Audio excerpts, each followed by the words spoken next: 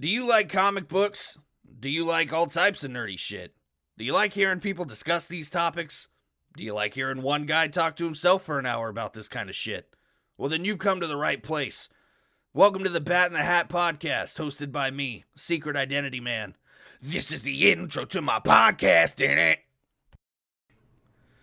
What is up, everybody, and welcome back to the Bat in the Hat, where we are going to talk about the Christopher Nolan Batman movies today. My name is Selena Kyle, and here with me today, I have a good friend of mine. Matt, you want to introduce yourself?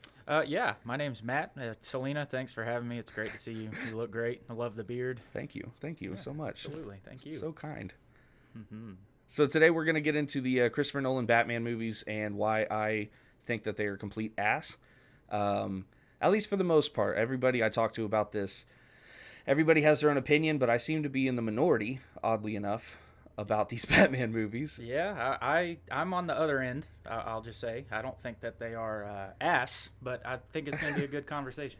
They've at least got their downfalls, though. They do. They do. So I spent the week watching all of the movies, and as my viewers or listeners or whatever you fucking call yourselves will know, you're going to hear my flippies of the pages because I write so many freaking notes. So you want to just dive into it? Yeah, let's do it. Very cool. So Batman Begins, arguably my favorite of the trilogy.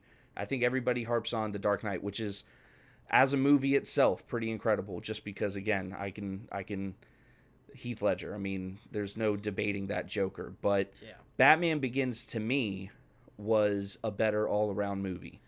I won't disagree with you there. So, and I know we'll get to The Dark Knight. So, yes, we all know The Dark Knight is its own thing. It's its own behemoth. Right. It, changed a lot of things. But the more times I watch Batman Begins, I have like that struggle. Which one is my favorite? And Right. I always think it's The Dark Knight. But when I watch Batman Begins, I mean, overall, storytelling, characters, I love Liam Neeson. I think that a lot of it also comes down to, like, vibe. Just feeling of that feeling in your stomach while you're watching the entire movie. Right. It doesn't fluctuate for me as much as it does in the other movies, where it's 1 minute, oh, that was pretty cool, and then like, that that was stupid. And then I was thinking about it too, literally on the way here, because I remember seeing the first sneak peek for Batman Begins. You got to remember, this was like right around 2000. 2005? Was it? Was it 2005? I don't know. I remember seeing the trailer on like the MTV Movie Awards. Dark Knight was 08 and Rises was 12. So when was Begins? It was probably 05. 05, somewhere in there. I just remember seeing it, and it was like, fresh off the last Batman we saw with Schumacher and George Yes. Clooney, and that was, Yeah. some people might like it. We'll leave that there. Was the Clooney Batman in the 2000s, or were both of those in the 90s? They were in the 90s. They were both in the 90s? Yeah, so, I mean, you got to remember, the last thing we're thinking is, the Mr. Freeze puns and the Terrible Bane. Which George I Clooney. love, by the way. I do, too. Just from a corny... It's like loving Adam West for all the reasons that 66 Batman was great. Yeah. There's nothing wrong with it. We know they're bad movies. Yeah, but we still watch it. But yeah. We know everything about them. That will be a whole nother episode. If you guys want to see that, if you guys want to hear us talk about the Schumacher Batmans. Or just one about the puns. Or just the Mr. Freeze puns. Just the Mr. Freeze puns. We'll do a whole different episode on that. And then, Matt, you had a really good idea just for the listeners. If you guys want to hit me up on Twitter, @BatHatOfficial. Matt wants to kind of go over the Arkham games. And I think that that'd be a really cool segment because we are both in the minority in thinking that Origins might have been the best game. Origins is the best game. Which was, if I'm not mistaken, the only game so far to be by WB Montreal. Right. And the new Batman game coming up this year is going to be WB Montreal as well. Yeah, and they've been going back and forth. Will it happen? Won't happen? Fingers crossed, because if it's anything like Origins and then taking what Arkham Knight did at the end, some of the features, it should be awesome. Well, again, I'd love to get into that, especially because I've been hardcore, guys, studying all of the little leaks and hints and stuff. So it's pretty much every nerd in the world is convinced it's a Batman game. Yep. They said it's not going to be a Superman game, much to our dismay, because even though me and Matt were both not huge Superman fans, I've been getting really into the Brian Michael Bendis run of Superman lately. He's growing on me a lot. I think if someone made a finally good Superman game, that would be amazing. I mean, I think if Rocksteady or WB Montreal, Right. which, I mean, to give them all the credit, but they took a framework that Rocksteady created. Right. And they put their own spin on it. But I think if either one of those studios took Superman, I mean, it'd be amazing. I would like to see, just because of how much I liked Origins, like we were talking about, WB, I'm really curious to see what they're doing. So the rumor is, and we are straying so far from Batman Begins, but since we haven't gotten into it, since I just want to talk about this real quick before we actually dive in, because so we don't have a Superman game coming up, and the big thing is they've been hinting the Court of Owls, which Scott Snyder wrote in his New 52 run. Guys, if you remember, Batman was about the only good part of the New 52. Yeah, and I read the whole Court of Owls run, and I hated it. You were telling me that, which is so weird. I mean, the whole Illuminati thing that they got going. I in Gotham, loved it. That's great and all, but maybe it was the art, maybe it was. I think it was the storytelling. It couldn't have been the art. Greg Capullo was fantastic. The art was great. The art was great, but I think the way that the story was told just wasn't for me. I think so. I really liked it. Again, I think that it was interesting. We got that concept that Talon, was that the big bad's name? Yeah, he's like the Talon main mercenary hitman. He was like the main Talon, because there ended up being like hundreds of them that they were creating. But the main Talon was like Thomas Wayne Jr. And he was like, "I'm your brother," and Batman was like, "No, you're what's in the box," no. But he had another Hush-esque. Yes. It was cool. Which again, I thought it was neat. So I would be interested to see that in a video game structure of some sort. Definitely. Now the thing that they're saying is that the new Arkham games that could possibly come out, or I'm sorry, the new Arkham game that could possibly come out, the one that they're currently working on, is going to be much longer. Oh yeah. Than any Arkham game that we've seen so far. They said it was something to the tune of like the size of GTA 4. They said that the map was going to be 3 times the size of GTA 5 is what I heard. Oh, I'm sorry. Yeah, 5. So incredibly expansive. So, and one thing that we got in the other, we need to do a whole episode on this. Yeah, let's go ahead. We're going to end up it right here. Yeah, guys, if you guys want to see a whole episode of us just nerding out on the Arkham games, tweet me at BatHatOfficial. Let me know what you think. Please do. But let's dive in. Let's cut it off right there. All right. And let's start on Batman Begins. So Batman Begins, again, arguably my favorite Batman movie from the Nolan trilogy. One thing that I really liked right off the bat was his scenes traveling abroad. Right. I always wanted to see more of that process. So in the comic books, you had him... How long was it? It was like 11 years or something like that. Yeah, and that's the thing with the movies too. Like they always, I understand there's a time limit, but they always kind of condense that. It was very so I literally had that written down. It just feels like very condensed. Right. You got the feeling that it was at least a couple of years. Mm-hmm. I think that in the movie they said it was only like 3 or something years. He wasn't gone very long. I want to say it might have been something more like 8. Was it really? But I don't know, because I always love when Alfred's like, "Hey, you know, I inherited everything." So right, yeah. So he's like, he was like, "What do you mean? I spent my money." Right. So the gap between the last 2 movies was 7 years. I know that. Right. And I don't know why, but somebody was like, "It's weird that was a longer gap than him actually being away as Batman." He also left. It shows him, or at least where we pick up him early in his journey. He's a grown ass man. Like. Yeah. Because they try to, like, with the... I always laugh because that scene where he goes in after Falcone... Right. And then, you know, they throw him out. And that's where he makes the decision. You know, he gets the bomb in his jacket and he leaves. But they give him that hair to try to, like, show that he's a younger man. It's hilarious. Jonathan Taylor Thomas hair. Yeah. They gave him the 90s Home Improvement hair. And I did love that. So the one thing that I did like seeing that, you know, he was outside of Gotham. He was traveling. I would have liked to see it a little more from his youth. I think that in the books he left at like 14 years old. Right. You know, his parents were killed at like 11. He had a couple years to deal with that, and then he left at like 14 to go explore the world. Right. 14, 15, whatever you want to call it. So I would have liked to see like it was a little more of a journey rather than just a few years in the romp. Yeah. And again, I get that with a movie, you know, you have a time limit. But I agree with you there. It was like, hey, here he is in Tibet. He found the flower. Here's the League. I think you could have still done a montage of it. So they did a pretty good montage of it. And we got a lot of exposition in that him training.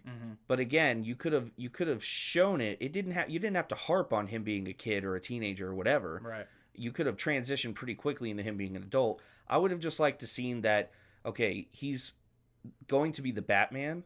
He just dedicated years of his life to learning everything. And that brings me to like the next point I wrote down was that there's a lot of fight training and mental toughness, kind of like, you know, pain is an illusion and all that kind of stuff. And what did Liam Neeson actually call his character? Ducard or whatever. Ducard. Yeah, and I was gonna say with that bait and switch, because you know we're all thinking Raish, you know, old. It's, you know, you think it's the older guy from The Last Samurai. Yeah, but anybody who's read the comics sees Liam Neeson's facial hair and is like, no, you're Raish. Plus, I mean, you get Liam Neeson in the movie. Yeah, he's gonna. I mean, but it was a cool concept. The fact that he was trying to. I think it's great for people who aren't nerds like us. Yeah. Like people who didn't know what. Now we have a whole generation of people who say Ra's al Ghul, which is fucking correct. Yeah, but it's Raish. It's Raish. Thank you. You know, we all make mistakes. You know, but and I love that they called him Raish. No, they didn't. No, they called him Ra's. Liam Neeson himself said, "I am Ra's al Ghul," and I was like, "No, the fuck, you're not. Like, you are Raish." Oh well. I am a mega nerd, and what I say is law. Like, but you know, to the credit of that, well, they did call him Ra's.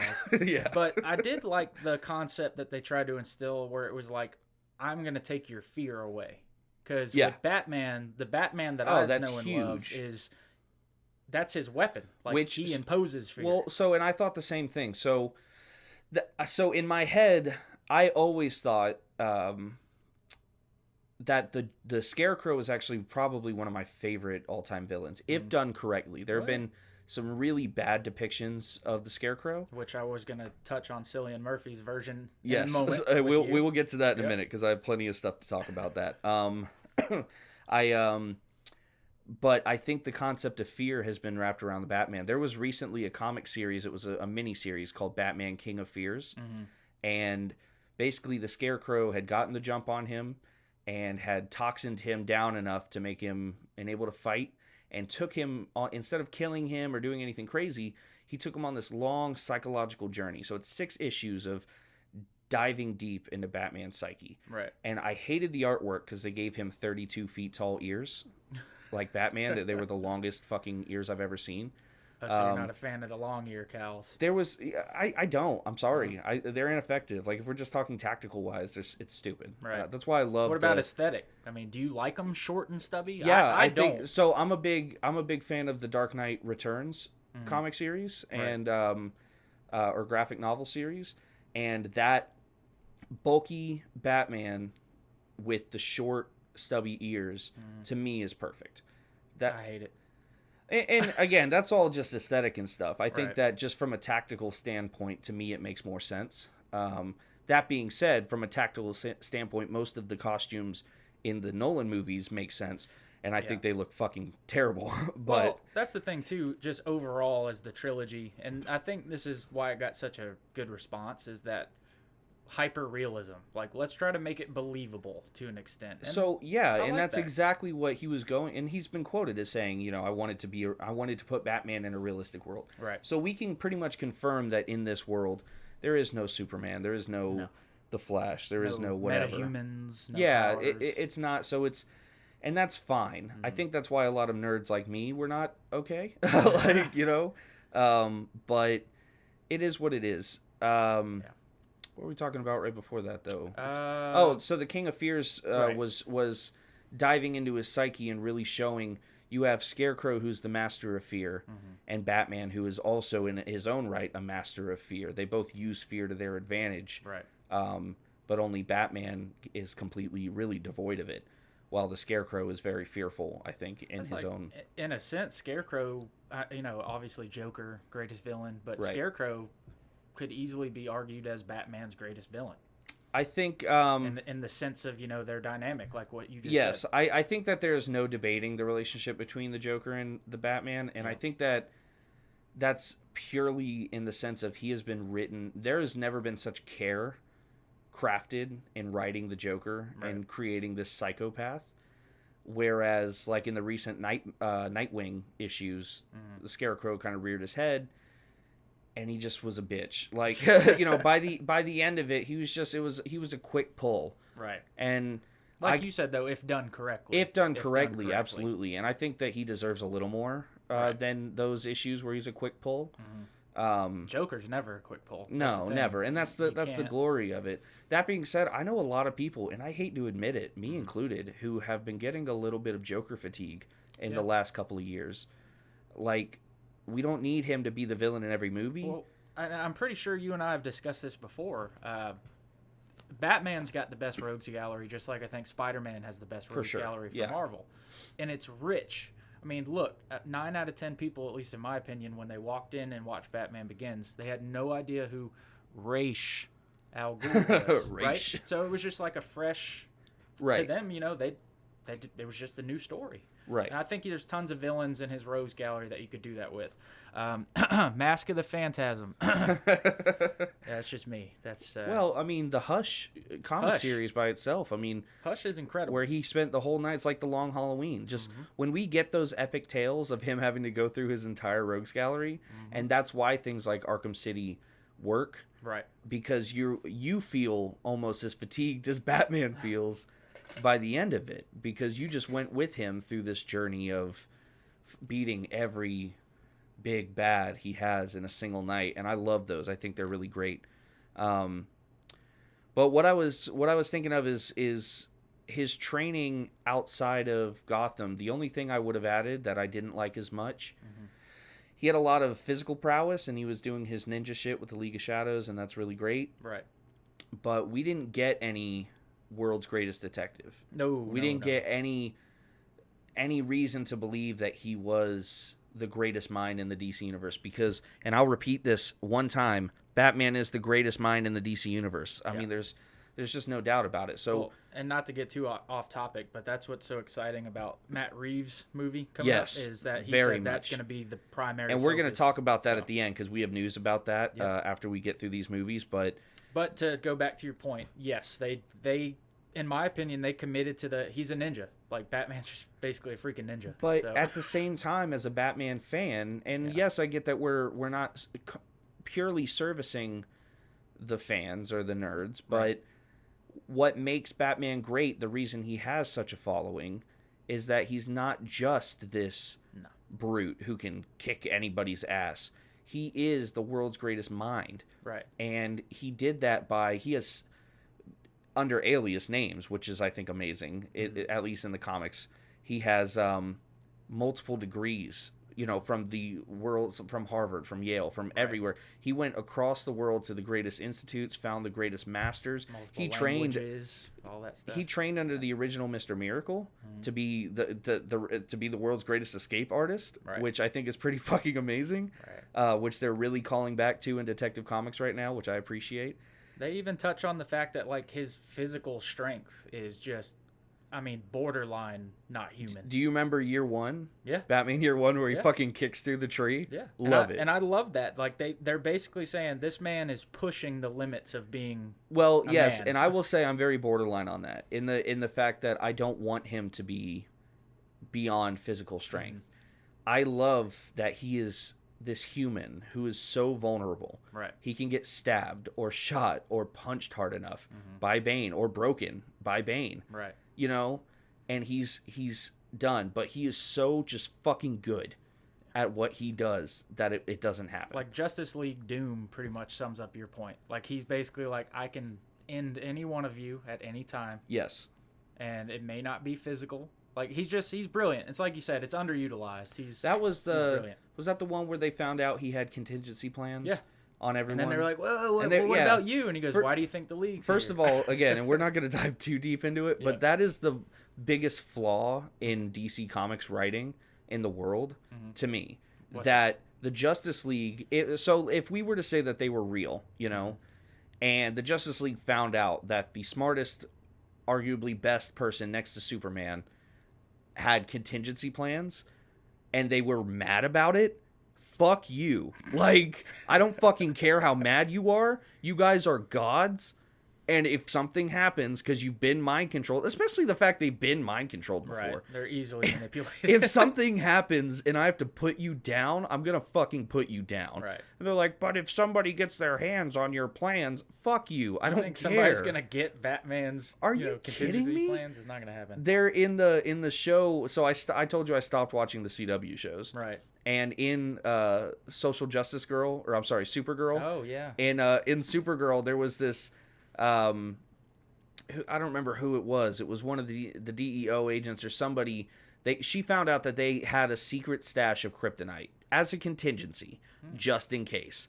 And the whole show, she was pouting and throwing a fit and furious about it. Oh, they might try to stop me if I decide to, kill everybody. That's what I'm saying. They're like, she was like, you're holding in a containment unit the one thing that can kill me, that can put me down. And they were like, bitch, everything can kill us. Right. Like, I'm sorry you're so upset about it. You can sneeze and kill us. That's what I'm saying. It's so asinine. So I never understood that. Batman absolutely would have contingency plans. Yeah. And that harps back to like Heroes in Crisis that's going on right now.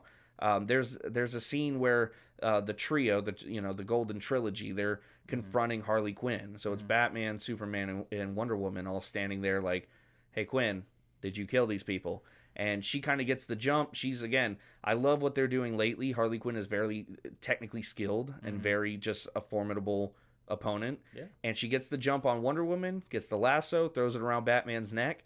And 5 minutes earlier, Superman's like, if you have any kryptonite on you, you need to let me know before we go in there. He's like, I don't. He's like, I know you have shit in your bat belt. What's in your bat belt? He's like, I don't.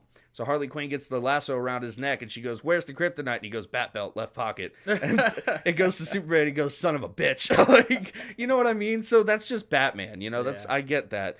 But, God, we really got off topic. Oh, But that's the thing is that in these movies, one of the biggest problems I had was we don't have enough of his mental prowess. We had those really fucking stupid...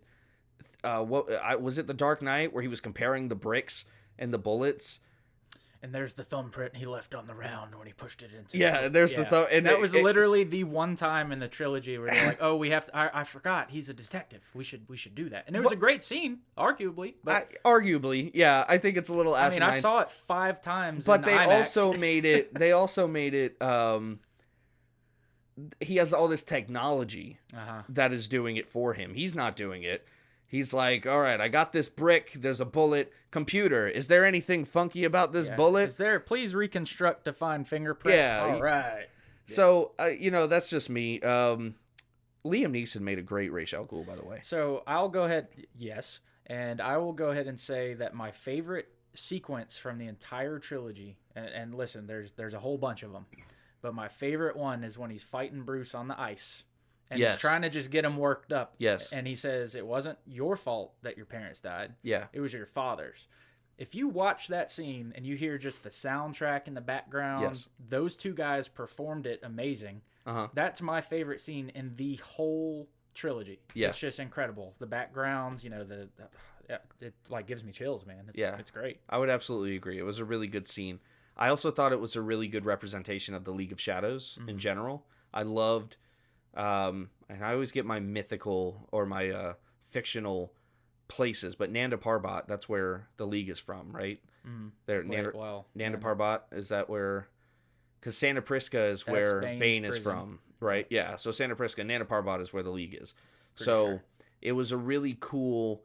He found the mythical land. That's one thing in the Arrowverse stuff they did really well when he had to go find Nanda Parbat. Hey, I loved that. I was like, I know this is basically Batman, but I thought they did a great job with that. I agree. And I stopped watching after that. I stopped because, again, the show went... All of them. Yeah.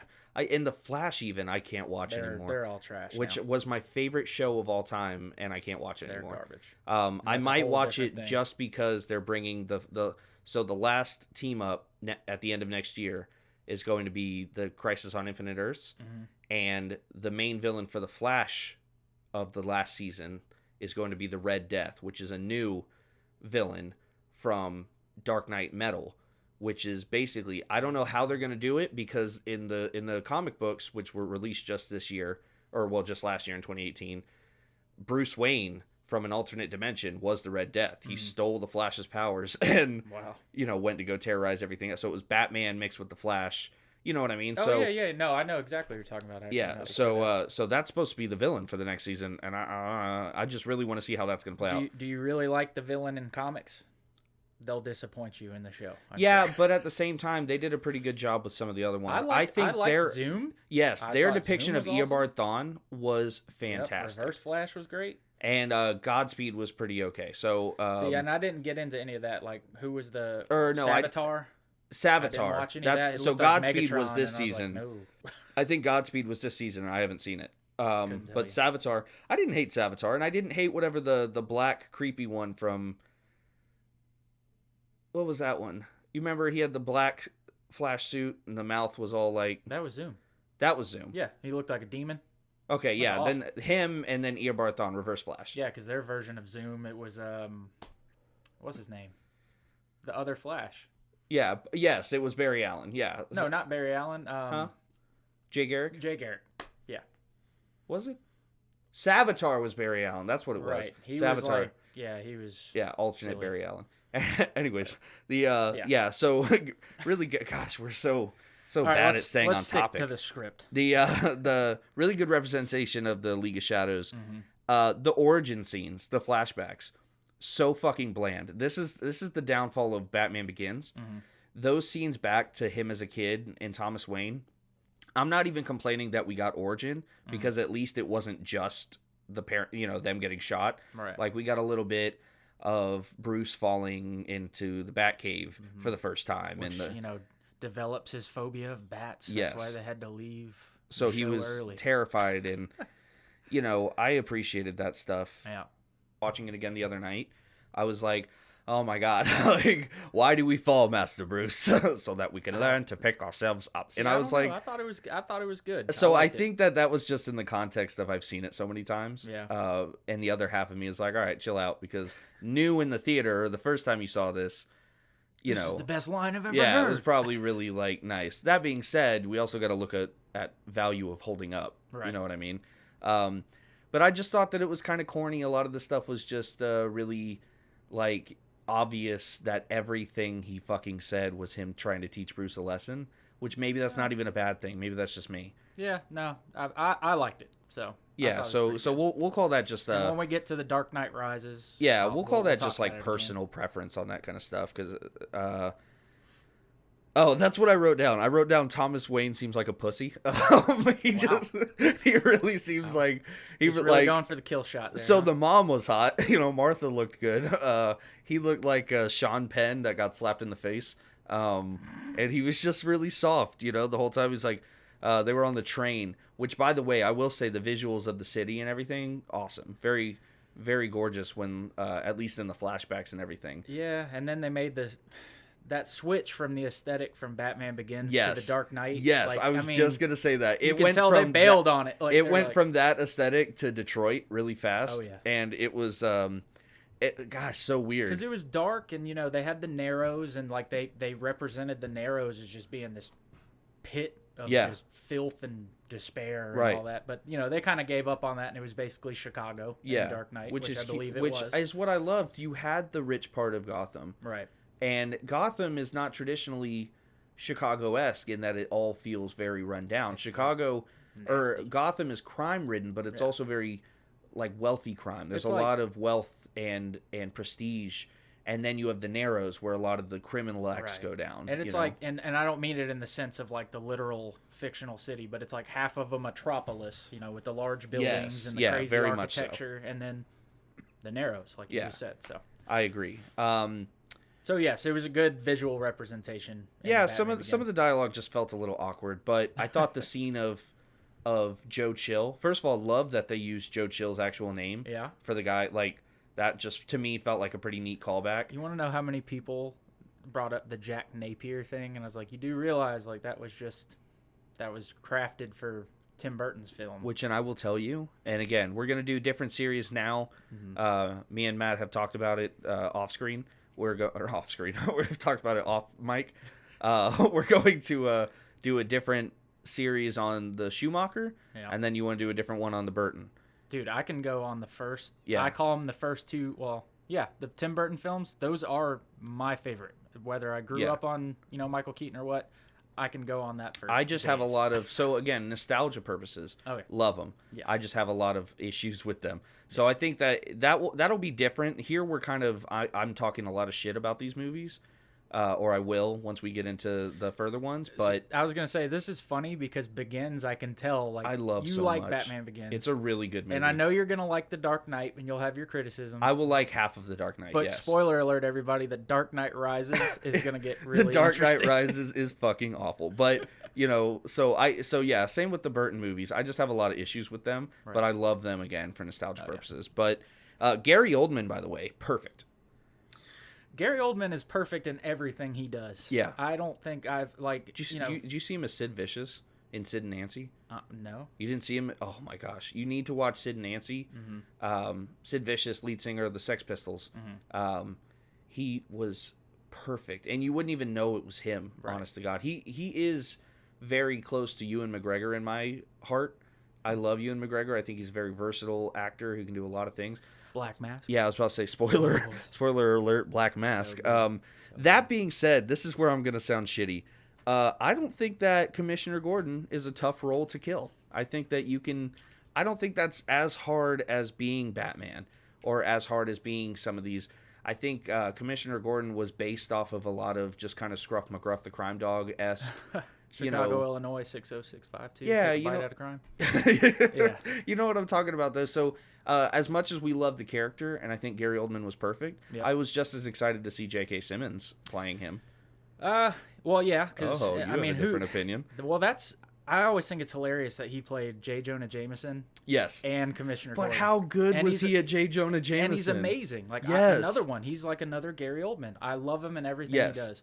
Gary Oldman's take on Commissioner Gordon, I like it because in my opinion, you see him develop. Because at first he's like, this dude's a vigilante. Okay, hold on. I got a spin for you. Okay. What if we get to keep J.K. Simmons as Commissioner Gordon, and then in the future Spider-Man movies, because we know there's going to be at least 4 of them, right? 4, maybe 5, depending on what you count as a Spider-Man movie.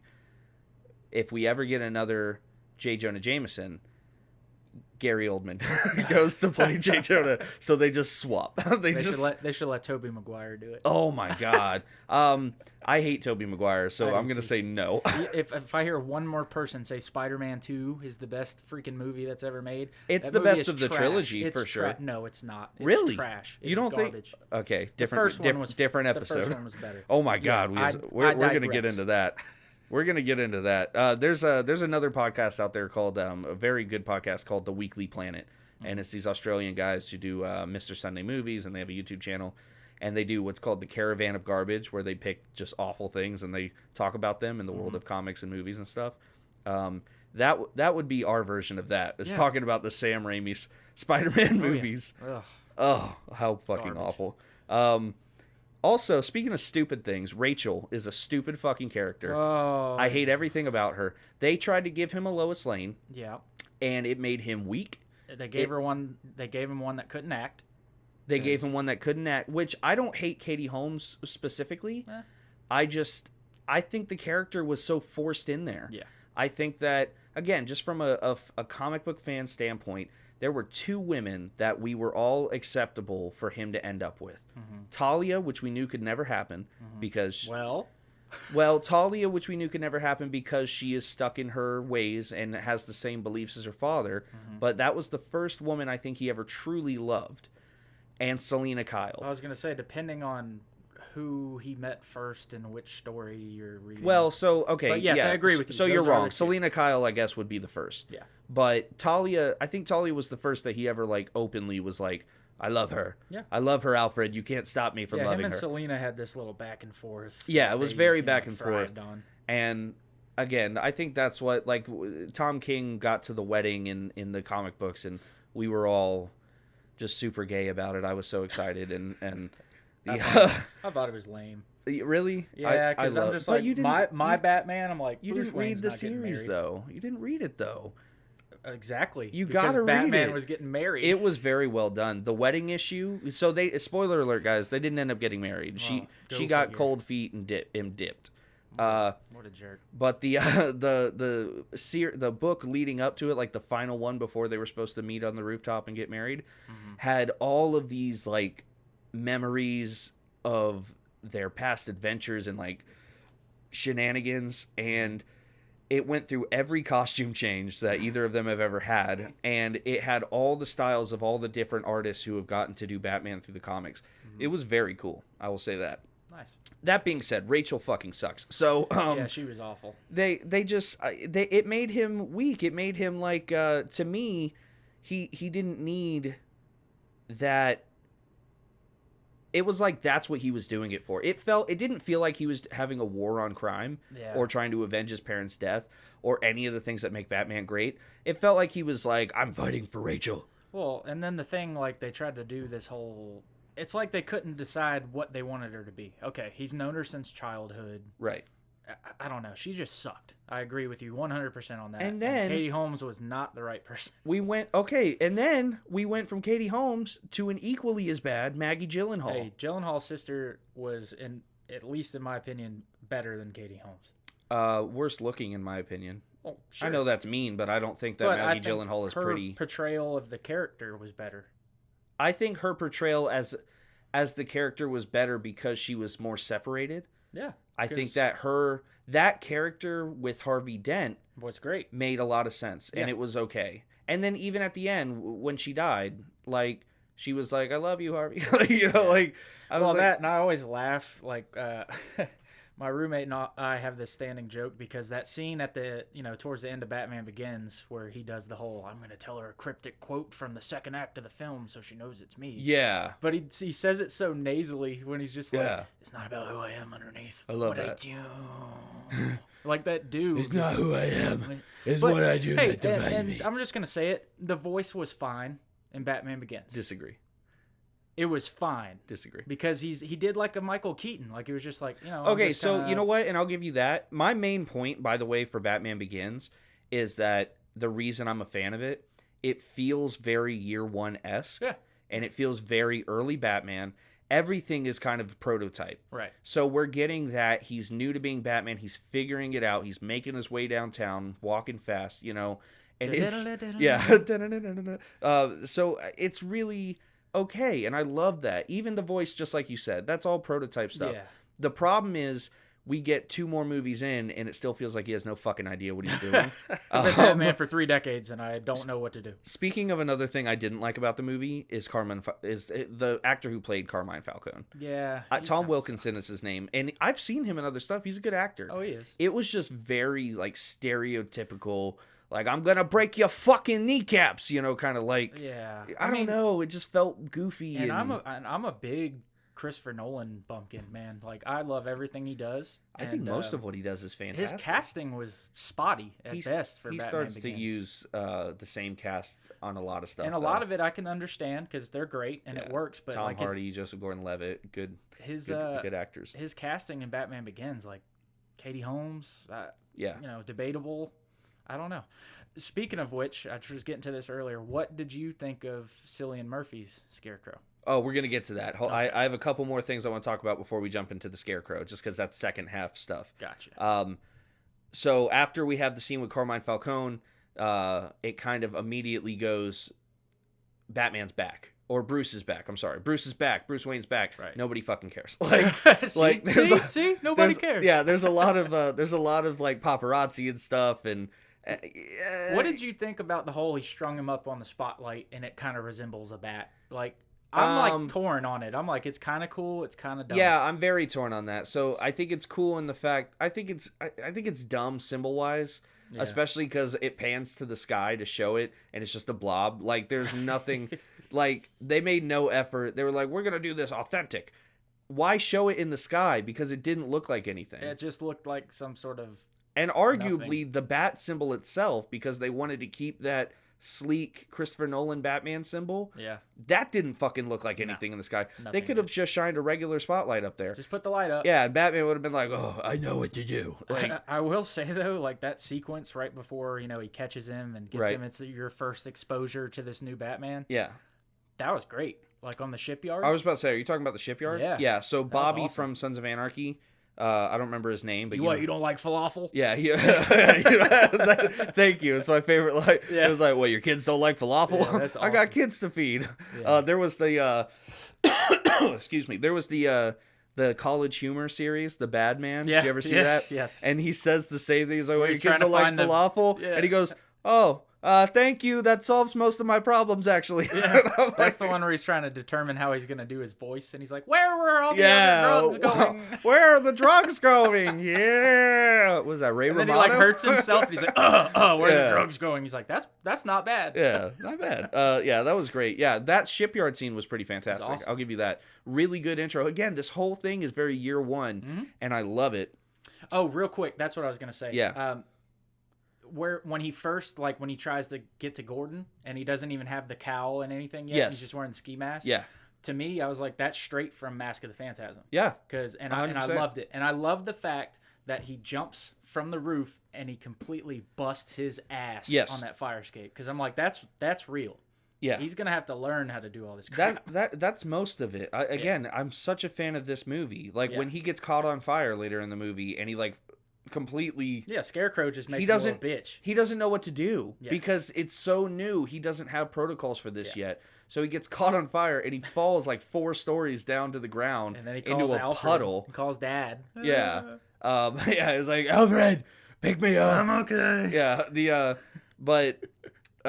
So Bruce is back though in this part and nobody fucking cares. No one cares. Even Rachel is like, "Oh, Bruce, you're back." And he's like, I was going to call, but you're not important. Yeah. And again, I'm sorry. I don't want to harp on it. She's just a fucking stupid character. He was kind of a whiner. Like, I mean, Batman? Bruce. I mean, overall Christian Bale to me, not the greatest Bruce Wayne, but I think he's a terrible Bruce Wayne. Okay. So. And that is my whole point. I think he's a bad Batman. And this is going to translate across all 3 movies because he's a bad Batman. He looks like he has I don't like the cowl designs except for in the first movie. Like the one where everyone's like, he can't turn his neck. Yeah, I get that. But again, year 1, I'm fine with it. It looks good. I don't know. I thought that suit kind of sucked. I thought that suit to me looked more Batman. He had like rubber kitchen gloves on that were painted black. But like that scene where he puts on the gloves. Yes. I'm like, are you joking? That's amazing. That's what I love. That sucked. Because he's so fucking clueless. You know what I'm talking about? Yeah. It's so prototype, but the tactical ones that Lucius makes up for him later, to me, I just think look stupid. And that's just purely, folks, that is purely personal preference.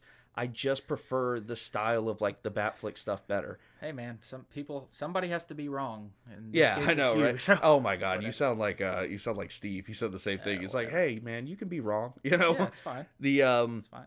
But yes, I like that we saw that side of his development. Like, he wasn't always a badass. He didn't always know what to do. Arguably, like what you said, he didn't even know what to do at the 3rd movie. So yeah, Christian Bale is just he just didn't fit the role to me. And my whole point with these movies, the reason I'm the counterpoint, is you cannot have, no matter how good the movie around it is, you cannot have a good Batman movie with a bad Batman. And that is just, I'm sorry, like to me, you can't.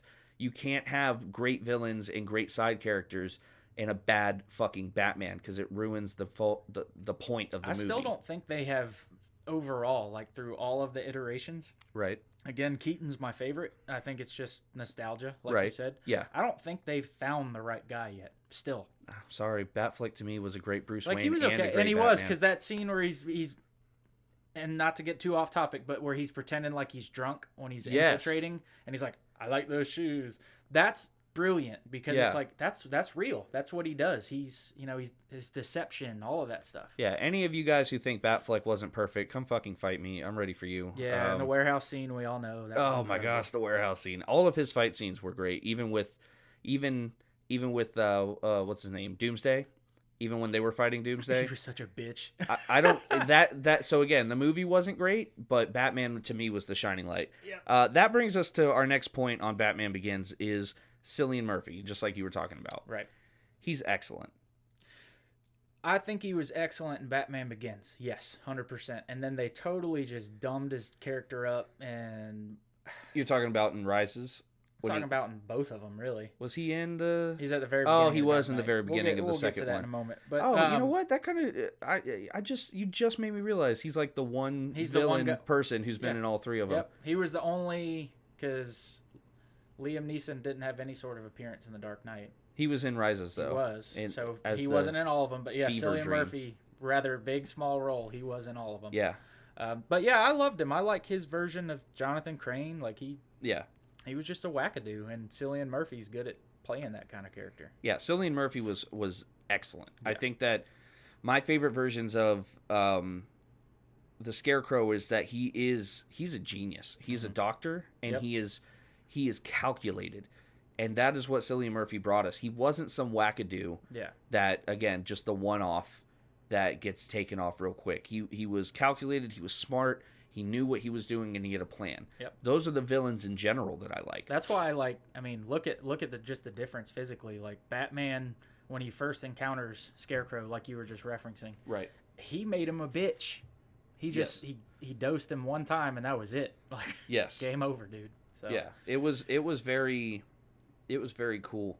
And that again shows just good stuff about Batman's ability to adapt and learn. Like he got hit once, and then he was like, all right, so now I need a game plan for that. Taste of your own medicine. Yeah. That was awesome. overall it's a good movie. Solid. So a bunch of the stuff I've written down we've already kind of hit. It was very year one. I thought, again, even the stiffness and the awkwardness of the first movie is acceptable, right? Yeah, because it is such an early version of these characters. Yeah. That is ultimately its downfall come the third movie, and we'll get into that in a minute. Christian Bale is, let me just say this, an amazing actor. Yeah. In everything he does. I think American Psycho is one of my favorite movies. Oh, yeah. I think that... especially ironically because he axe murders a later iteration of the Joker. Yeah. It's hilarious. The Prestige. Awesome. You've seen The Prestige with... and Alfred. What's his name? Fucking Hugh Jackman. Yeah. Oh yeah, and Michael fucking Caine was in that movie. Yeah. And I just think he really is a great. He just to me missed the mark for this. And I will tell you that as much as I love American Psycho, that charisma he had when he was Patrick Bateman. Right, when he was been Bruce Wayne. Being a sociopath, he kind of did the Patrick Bateman thing for his Bruce Wayne persona. Right. And to me, it's not the same. No. And it shouldn't be the same. I will say, though, did you see The Machinist? The movie he did before Begins where he was like 80 pounds. I was going to say, that was the one where he was really skinny. So I've always thought, to his credit, he is the most incredible person for like physique change because he did The Machinist, and I think he was like $120. Yeah, but Tom Hardy, speaking of, has done the same thing. I mean, he really has fucked himself I'm telling, up. Oh yeah, they've both. Remember when 50 Cent got to like 80 pounds soaking Matthew wet? McConaughey did it too. Dallas Buyers Club. Yep, Dallas Buyers Club. But I give Christian Bale all the credit in the world for that. Not the best guy, but I grew to like him. Don't get me wrong. After Begins, like with the Dark Knight Rises, I was there premiere night. I was all about it. So. Right. But Begins, they didn't find their stride until the second movie. Right. So. So we're making good time. We're like 50 minutes in, and we've gotten through the first movie. Mm-hmm. Excuse me. Dark Knight.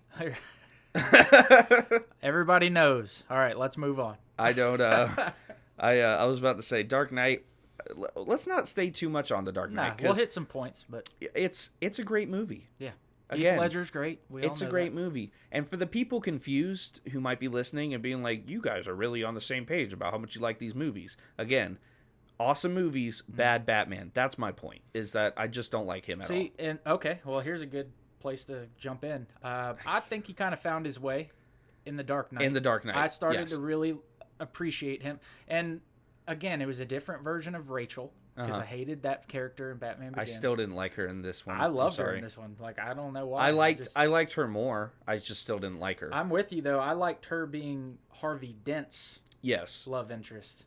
And she seemed pretty genuine through that movie. Yeah. That whole movie was like, fuck you, Bruce. I don't love you. Yeah, like and it was kind of crushing. Kind of Maybe that's one of the things I really hate about it, was he was so, like, high school obsessed with this girl. Well, and it carries over to the third one. Yeah. Also. Like, so high school obsessed with this girl who was like, I love Harvey. And I think a lot of us for most of the movie were like, oh, she keeps saying she loves Harvey, but she really loves Bruce. No, she fucking loved Harvey. You got to give her all the credit in the world. Yeah. She let him know quick. She kept trying real hard to be like, look, dude, I'm not trying to lead you on. And it made Batman seem like really pathetic, in my opinion. Yeah, kind of. But I don't know. Again, I don't know. But I'm not going to spend all my time talking about Rachel. Probably one of the least important aspects of these movies to me. But do we even need to talk about Heath Ledger, though? I want to. All right, let's do it then. So, some of the best quotes yeah, I've ever heard in my life. No, fantastic. Yeah. He embodied the Joker. What I love is the theories around him, around this version of the Joker. Mm-hmm. So we can't equate him to a Mark Hamill. No. We can't. There were a couple of scenes that I can pull off the top of my head that I wasn't a huge fan of. I'd like to hear those because I think he was. Let me get back. If I'm being honest, I think it's only one scene. Mm-hmm. What the fuck was I about to say? I love the theory surrounding him that he is the soldier, like he's an ex-soldier thing.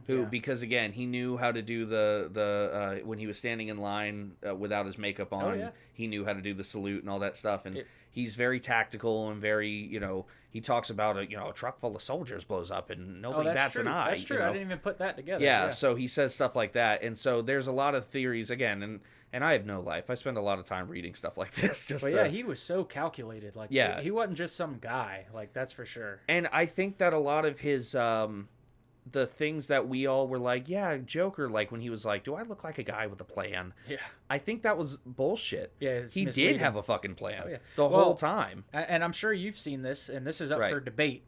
But that exact scene, where people say if you look closely, he's actually holding the hammer of the gun. So even if he does pull the trigger, he can't shoot him. Of course. And I've watched it. I've literally watched it frame by frame just to... So what do you think? Do you think that's what he did? Or was that just something people... It didn't to me seem... And this is just from a guy who collects guns and has a lot of firearms and a bunch of hammer fire stuff. Yeah. It didn't seem to me. It seemed like it was sitting on top of the barrel, or on top... It was a, on the L bracket of the revolver, but it didn't seem like it was sitting in the well to me, but I could be wrong. I think that was a great scene. So let's go over real quick before I tell you the scene I didn't like. Okay. Him and Harvey Dent working backwards in the hospital. Great, awesome scene. I mean, yeah, to the tune that he essentially created Two-Face. Yes. And so he created Two-Face. He created Two-Face. Yeah. And he has just already caused so much chaos and so much everything. And that was my favorite part, was that he did seem, as calculated as he did seem like he was just dancing through Gotham, destroying everything. Well, and I loved, like, this version of Harvey, what the Joker did to him, where he just says, look, he's basically saying, just go nuts, because it's fair. And, of course, he's off the helm of, my girlfriend just got blown up, so I'm, prone to believe anything. But he had a great point. He was like, look, it's fair. Right. If you're chaotic, you're not picking and choosing people's fates. It just happens. Yeah. Well, and not only that, how about the scene in the interrogation room after, I'm going after Rachel. That scene was great, too. So, how many of your friends did I kill? And I love, would you like to know which ones were cowards? And it was funny because you knew he was only doing it to get under the guy's skin. Yeah, that's all it was. He was perfect at it.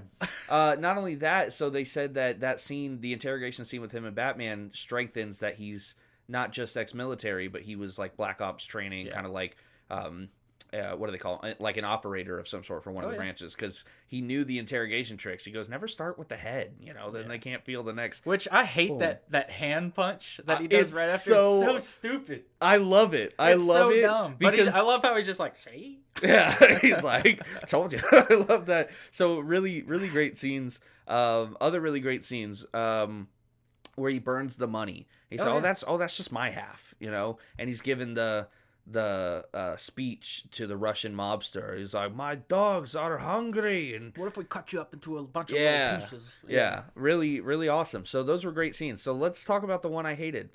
I'm curious. Yeah, because I'm 100% the minority here. The initial meeting of all of the mobsters. We have where he makes the pencil disappear. Yes. So get the fuck out of here. Sorry, okay, Mom. Hold on. There. Let me explain just a little bit. It felt very off. It felt just left of center because you're left of center. Yes, I am. It felt very. He came in and he gave zero fucks. Yeah, I loved. Now, don't get me wrong. I love I'm gonna make a pencil disappear. You ought to know. You bought it. I love that. Where he's like, "What's up with the cheap suit?" And he's like, "Oh no, I just robbed you guys." It's not cheap. You should know. You bought it. Yeah. You're crazy. I just didn't like when he was explaining the plan and he was making fun of Mr. Chow or whatever the fuck the guy's. It was Mr. Chow, right? Or am I just racist? He's very good with calculations. Yeah, that's all I remember. He was. I did like that where he's like, I hope you understand. I couldn't wait for your permission to move your money. So that was a very cool one. It was just when he was sitting at the table and he was kind of talking to them. He's like, it's simple. We kill the Batman. It just, it was that simple. It was, if you look at that, maybe it is a great scene, but it just didn't to me feel like the Joker. It felt like the Red Hood maybe sitting and having his conversation. You remember the Red Hood when he first became the Red Hood and he threw the bag down? I remember the Red Hood. Of all the five. Well, I'm saying he threw the bag of the 5 lieutenants. Those are all your lieutenants' heads. I did that in 4 hours. Here's a point to bring up to that. In this iteration of the Batman and Joker's dynamic, the Joker didn't really give a shit about him initially. It's later that he determines, oh, look, this guy's awesome. Which, again, is such a great dialogue, such a memorable quote. And that's what I'm kill you, you know? Well, but that's the thing. Think about it this way. When he goes to that meeting, he doesn't give a shit about Batman. He's just like, whatever, let's just kill his ass. Haven't really had interaction. Exactly. And by the way, I remember the first time I had really watched the Batman Begins. I never noticed it. I don't know why. Maybe it's because it came out when I was like super young and I saw it in theaters and stuff. And even at that time, I wasn't nearly as obsessed as 24-year-old Steve is now. But I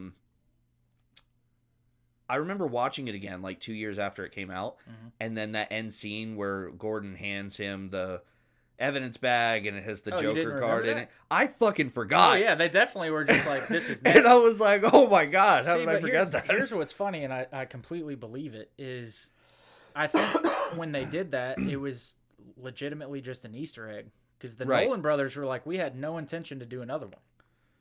They really were like, we had an idea. Are there Nolan brothers? Are there brothers? Jonathan.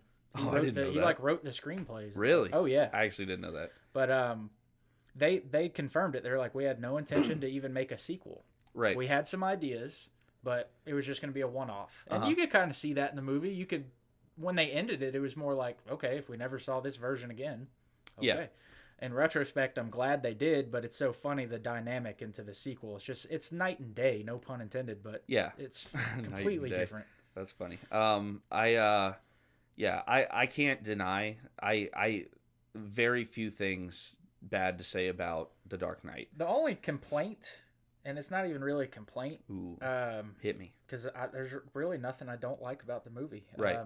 But by the time they get to the scene with the 2 boats, it starts to drag a little bit. And I remember... Oh my god, yeah. So I was literally saying the same thing. Yeah.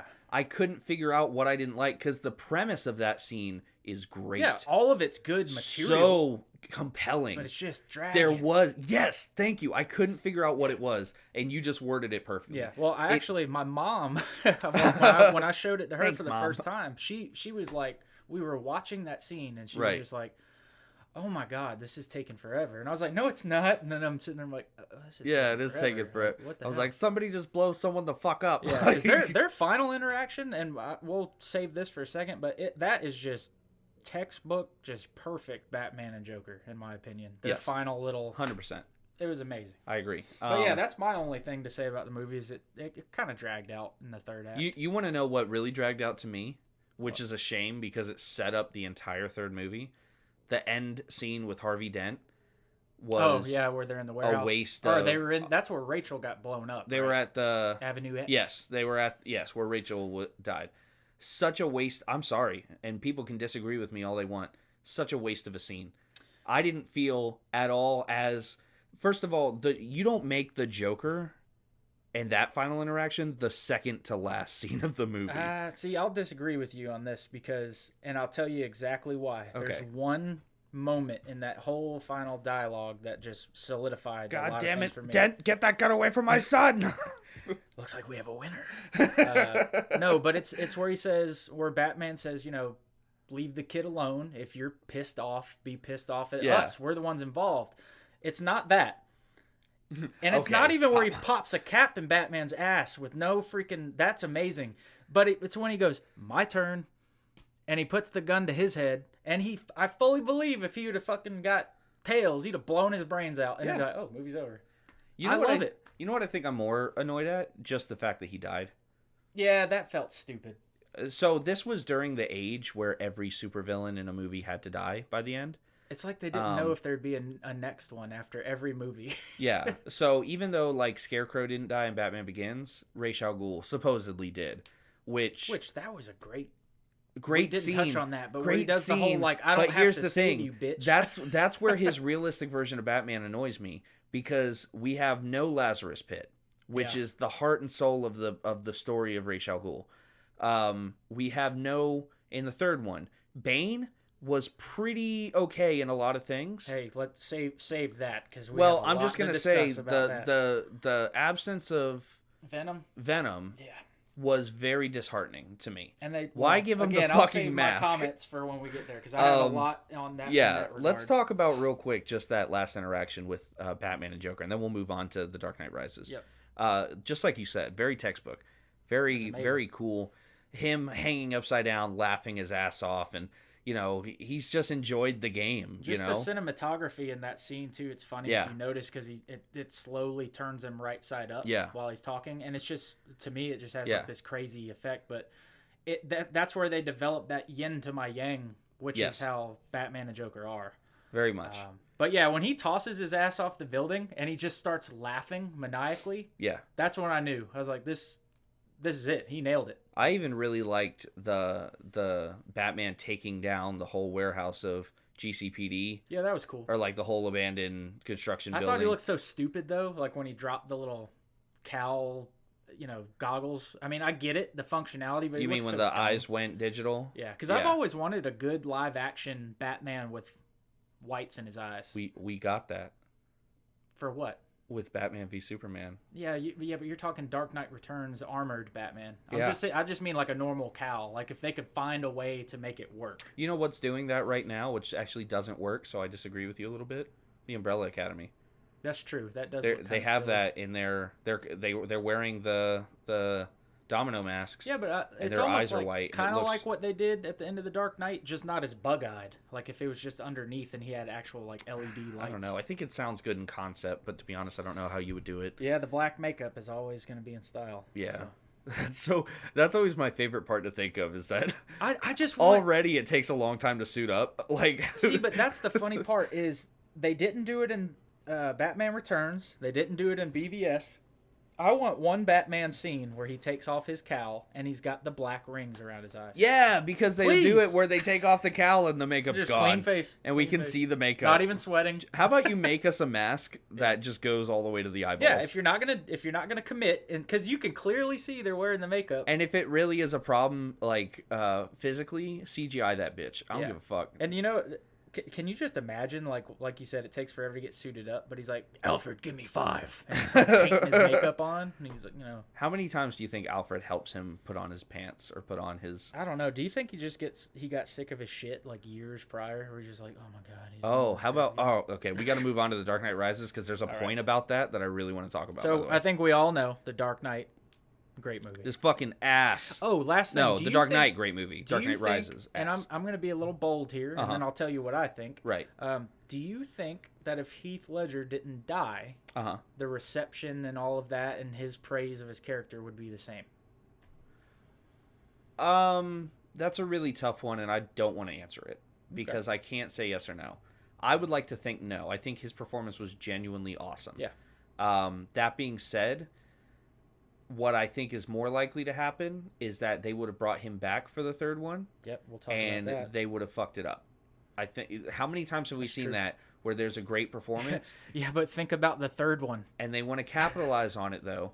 So we have a great performance, and they want to capitalize on it, so they do another thing, and then they fuck it up really bad. So, okay, well, let's segue into the third one with this. But did you read about what their initial concept was? Because you're right. They were going to bring him back. I knew they were going to bring him back. I don't remember. Did you read what the Nolan said their idea was? I've read a couple different things. What did you read? So, apparently this came from the Nolan brothers themselves, is that it was going to be more of a... Catwoman wasn't going to be in it. They said that she took the spot because they're missing a character. We're going to talk a lot about that. But listen to this, though. This is great.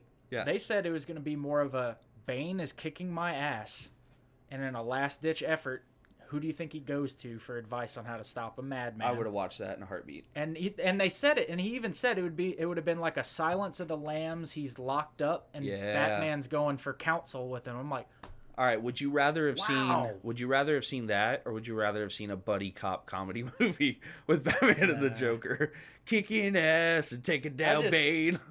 And you might get what I'm saying here, but all I can see is if that movie would have happened in the final battle between Batman and Bane, Bane probably would have kicked his ass again, and then the Joker would have jumped on Bane and started stabbing him in the neck. Yes, and he would have said, if anybody gets to kill him, it's gonna be me. Yeah, and I could see that happening, like. That would have been incredible, and then Bane would have beat his ass too.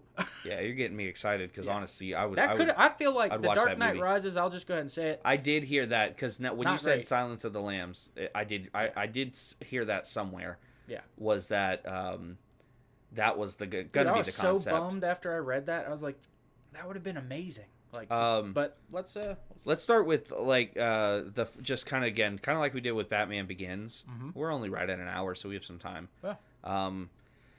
The plane scene at the beginning was actually pretty good. Oh, it was excellent. That was a good scene. Did you notice did they do it in Batman Begins? Because they did it in The Dark Knight, and they did it in Batman Begins, where they start off with, or The Dark Knight Rises, where they start off with a spectacle, like a big IMAX scene, action scene. That's great. I'm okay with it. No, I am too. But did they do it in Batman Begins? No, just technically, if you want to count, the very opening to that was him, abroad in like China or whatever, Thailand or wherever he was, and I love that. He was like, are you just gonna keep taking down criminals one by one? He's like, there was 7 of them, 6 by my count. I thought that was great. Yeah, because the bank job from The Dark Knight and the airplane scene, they're just both great. We didn't talk about the bank job because we don't really need to. No, so good. Excellent scene. Which is what I'll say about this plane scene. Mm. The introduction of Bane and his dialogue there, I wrote it down. I said, now's not the time for fear. That comes later. I loved that. He is some of the Stop best screaming, Doctor. Yeah, really great. Whole series. Quotable lines that are not. There's a lot of quotable lines throughout these 3 movies that don't feel very forced. They're just naturally quotable. Mm-hmm. Like, they didn't write those lines to be like, oh, I bet this is going to be a really, killer. No, it's like they wrote them and they just happen to hit the jackpot on these quotable lines. Bane, and we'll talk about it throughout this part of the discussion. Yeah. He had everything. And not to mention he's Tom Hardy, so I have a man crush on this guy. Me too, yeah. But for sure. He had everything to surpass the Joker, in my opinion. And then they just missed the mark. Yeah, they gave him the tools. It was so close. They gave him the tools. You're absolutely right. Yeah. So I said that the Scarecrow was one of my favorite villains. Mm-hmm. Even more so than the Joker, Bane, in my opinion, is one of my all-time favorites. Oh, yeah. I want a part of these tattoos to be, super Bane heavy. But my favorite one, we were talking about Origins, Arkham Origins. That Bane, the calculated, tactical, smart Bane. Not the Batman and Robin Bane, where he was a big dumb. He was basically Grundy, but not as cool. Yeah, that's a good point. He pretty much was Solomon Grundy. I don't like that. No, that sucked.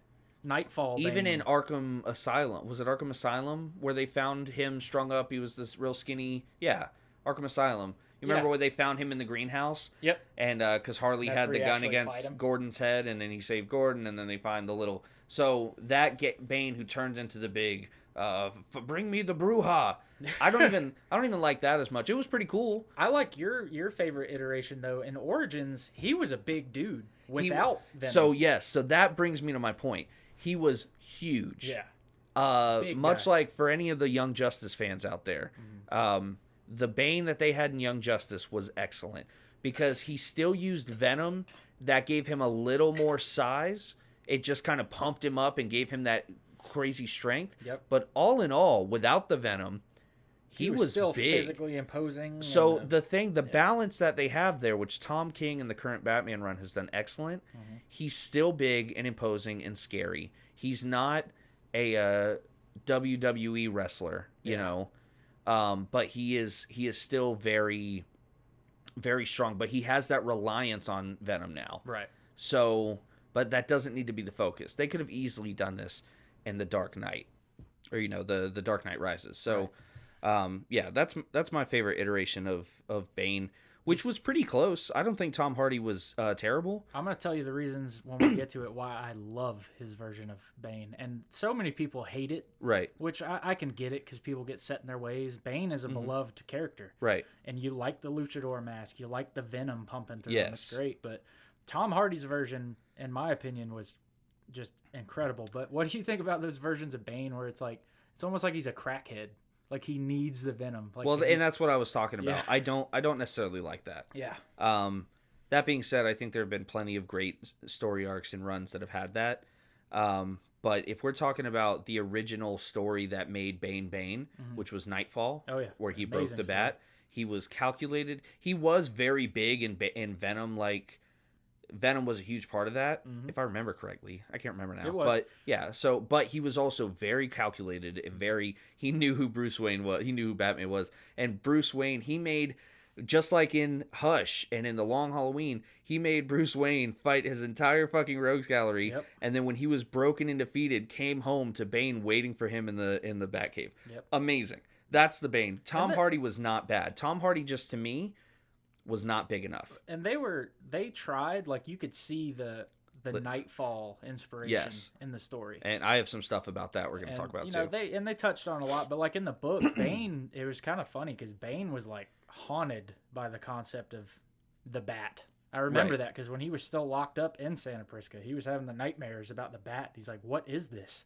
Yeah. And then he finds out about Batman later in life and he's like, he's got to die. Yeah. Which is so bizarre to me. Yeah, it's weird. I don't know why that's so bizarre that he was just having fucking premonitions of what the bats.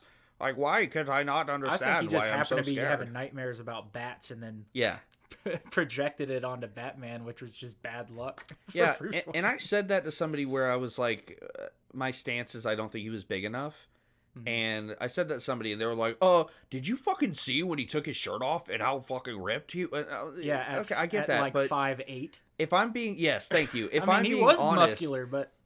I would have liked, like, a Rock, like The Rock, you know? Not him personally, but somebody of his Well, did you stature. hear about who wants to play Bane in Suicide Squad 2? It better not be The Rock. No. This is actually brilliant. Dave Bautista. Yeah. Really? Yeah. Oh, fuck. So you am know I right? the whole James Gunn. Yeah. We won't dive into any of that, but you know how he's obviously not doing Guardians. Yeah. And he's agreed to do Suicide Squad. So is he actually... Oh, you're talking about James Gunn. Okay, I'm sorry. I thought you meant Batista. No. So Somebody said Batista might not return for the third Guardians. Oh, yeah, because he's with James Gunn. So he's saying that, if he's out, I'm out, which that's his prerogative. Fucking paycheck. Well, I was going to say until they sign that fat check. But then again, that's his prerogative. But with James Gunn signing on to do Suicide Squad 2, which is basically just another Guardians. So it'll probably be good. But Batista said, I would play Bane, and that was my first thought. Like, that dude's Bane. Like, his physique is Bane. Yes, he is short, though. So is he? But yes, but no, he's short. But they can...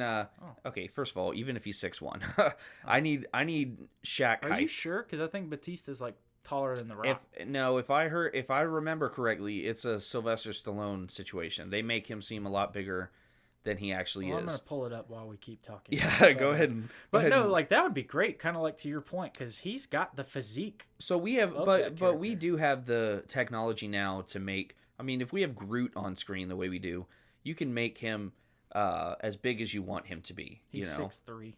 6'3". Okay, so he's taller than I am and the by Rock an is inch. 6'5". The Rock is 6'5". Yeah, I knew The Rock would be taller than me. I honestly would like somebody who's like basketball player height, like Shaquille O'Neal height. Speaking of the Umbrella Academy, Uh-huh. the main guy, I know him from Black Sails. He played Billy. Yeah. Look at him. Yeah. He's like 6'7". Yeah. And he's massive. Big dude. Yeah, I agree. Bane. So how do you feel about Bane's voice, just out of curiosity? I love it. I honestly do. Okay. I know there's a lot of dispute about it, but I think I hated it, and I don't anymore. Because I just watched it again, and I was like, you know what? This isn't as stupid as I remember it being. I did write down it was stupid, but that was preemptively. He's got so much good dialogue, and I think it adds to his. He really does. I think that the voice and the mask kind of adds to his. He's almost got like this indifference. Yeah. Just that's his theme. Like he's just like, I know I'm killing everybody in this plane, but it's whatever. He has a lot of, again, really great dialogue. Oh, yeah. And we'll talk about it a little later, but the football field scene, fantastic. So that brings me to my next point. I wrote down. They were on the plane, and the guy, they pull his mask off, and he stands up and he goes, "You're a big guy," and I was like, not really. I'm sorry, but and I'll join your side on this one. So that scene where he's talking to why can't I remember his name? But anyways, it's the one where he goes, "You think you have power over me?" And he kills boy. Awesome scene. I always think he's standing up on steps. What they're implying is that he's that tall. Yes. And that's where I realize it's Tom Hardy, and I'm like, I know he's not that tall. Yes. So I always think he's just up on some that steps. illusion. Thank you very much. Yeah, again, awesome scene. I do love that. I paid. He went from barking at Bane to pissing myself to real quiet, real fast, where he was like, I paid you a small fortune, and he goes, and you think that gives you power over me? Like, I love that. I love when he walks in the room and he says, "Speak of the devil and he shall appear." And yeah. This guy just knows he's just going to wreck everybody. He's so...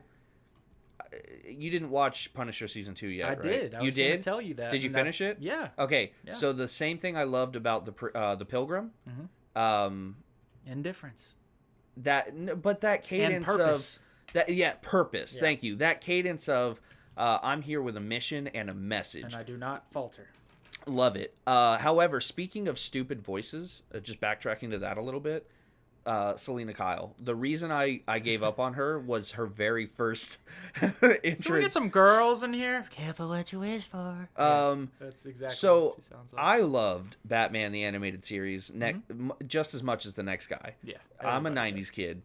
And I loved her that version of Selena Kyle, which was the very seductive and casual Selena Kyle. Mm-hmm. Now, as soon as he goes, he has that great line that he actually spoke, that Christian Bale actually spoke, where he was like, he goes, my mother had a set of pearls exactly like that, but those couldn't be hers because they're in this safe that the manufacturer specifically said, and he kicks open the safe, is uncrackable. Yeah. And she does that, oops.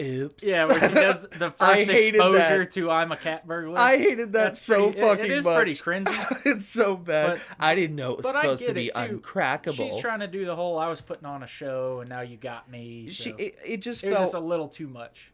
Too much. So I love when she kicks that cane out from under him, though. Yeah. Like, she's so, like you wouldn't hit a woman any more than I would hit a cripple. And she kicks the cane out. So, yeah, that was very good. Yeah. I wrote down Joseph Gordon-Levitt is, first of all, excellent. I guess. I love him in everything. Yeah. So let me tell you that I liked his character all the way till the end. Oh, yeah? Yeah. All the way to that last stupid scene. I didn't mind it. He was bold and he was driven, and Commissioner Gordon gave him that promotion on the spot and was like, "You're a detective now, kid. You're not allowed to believe in coincidence."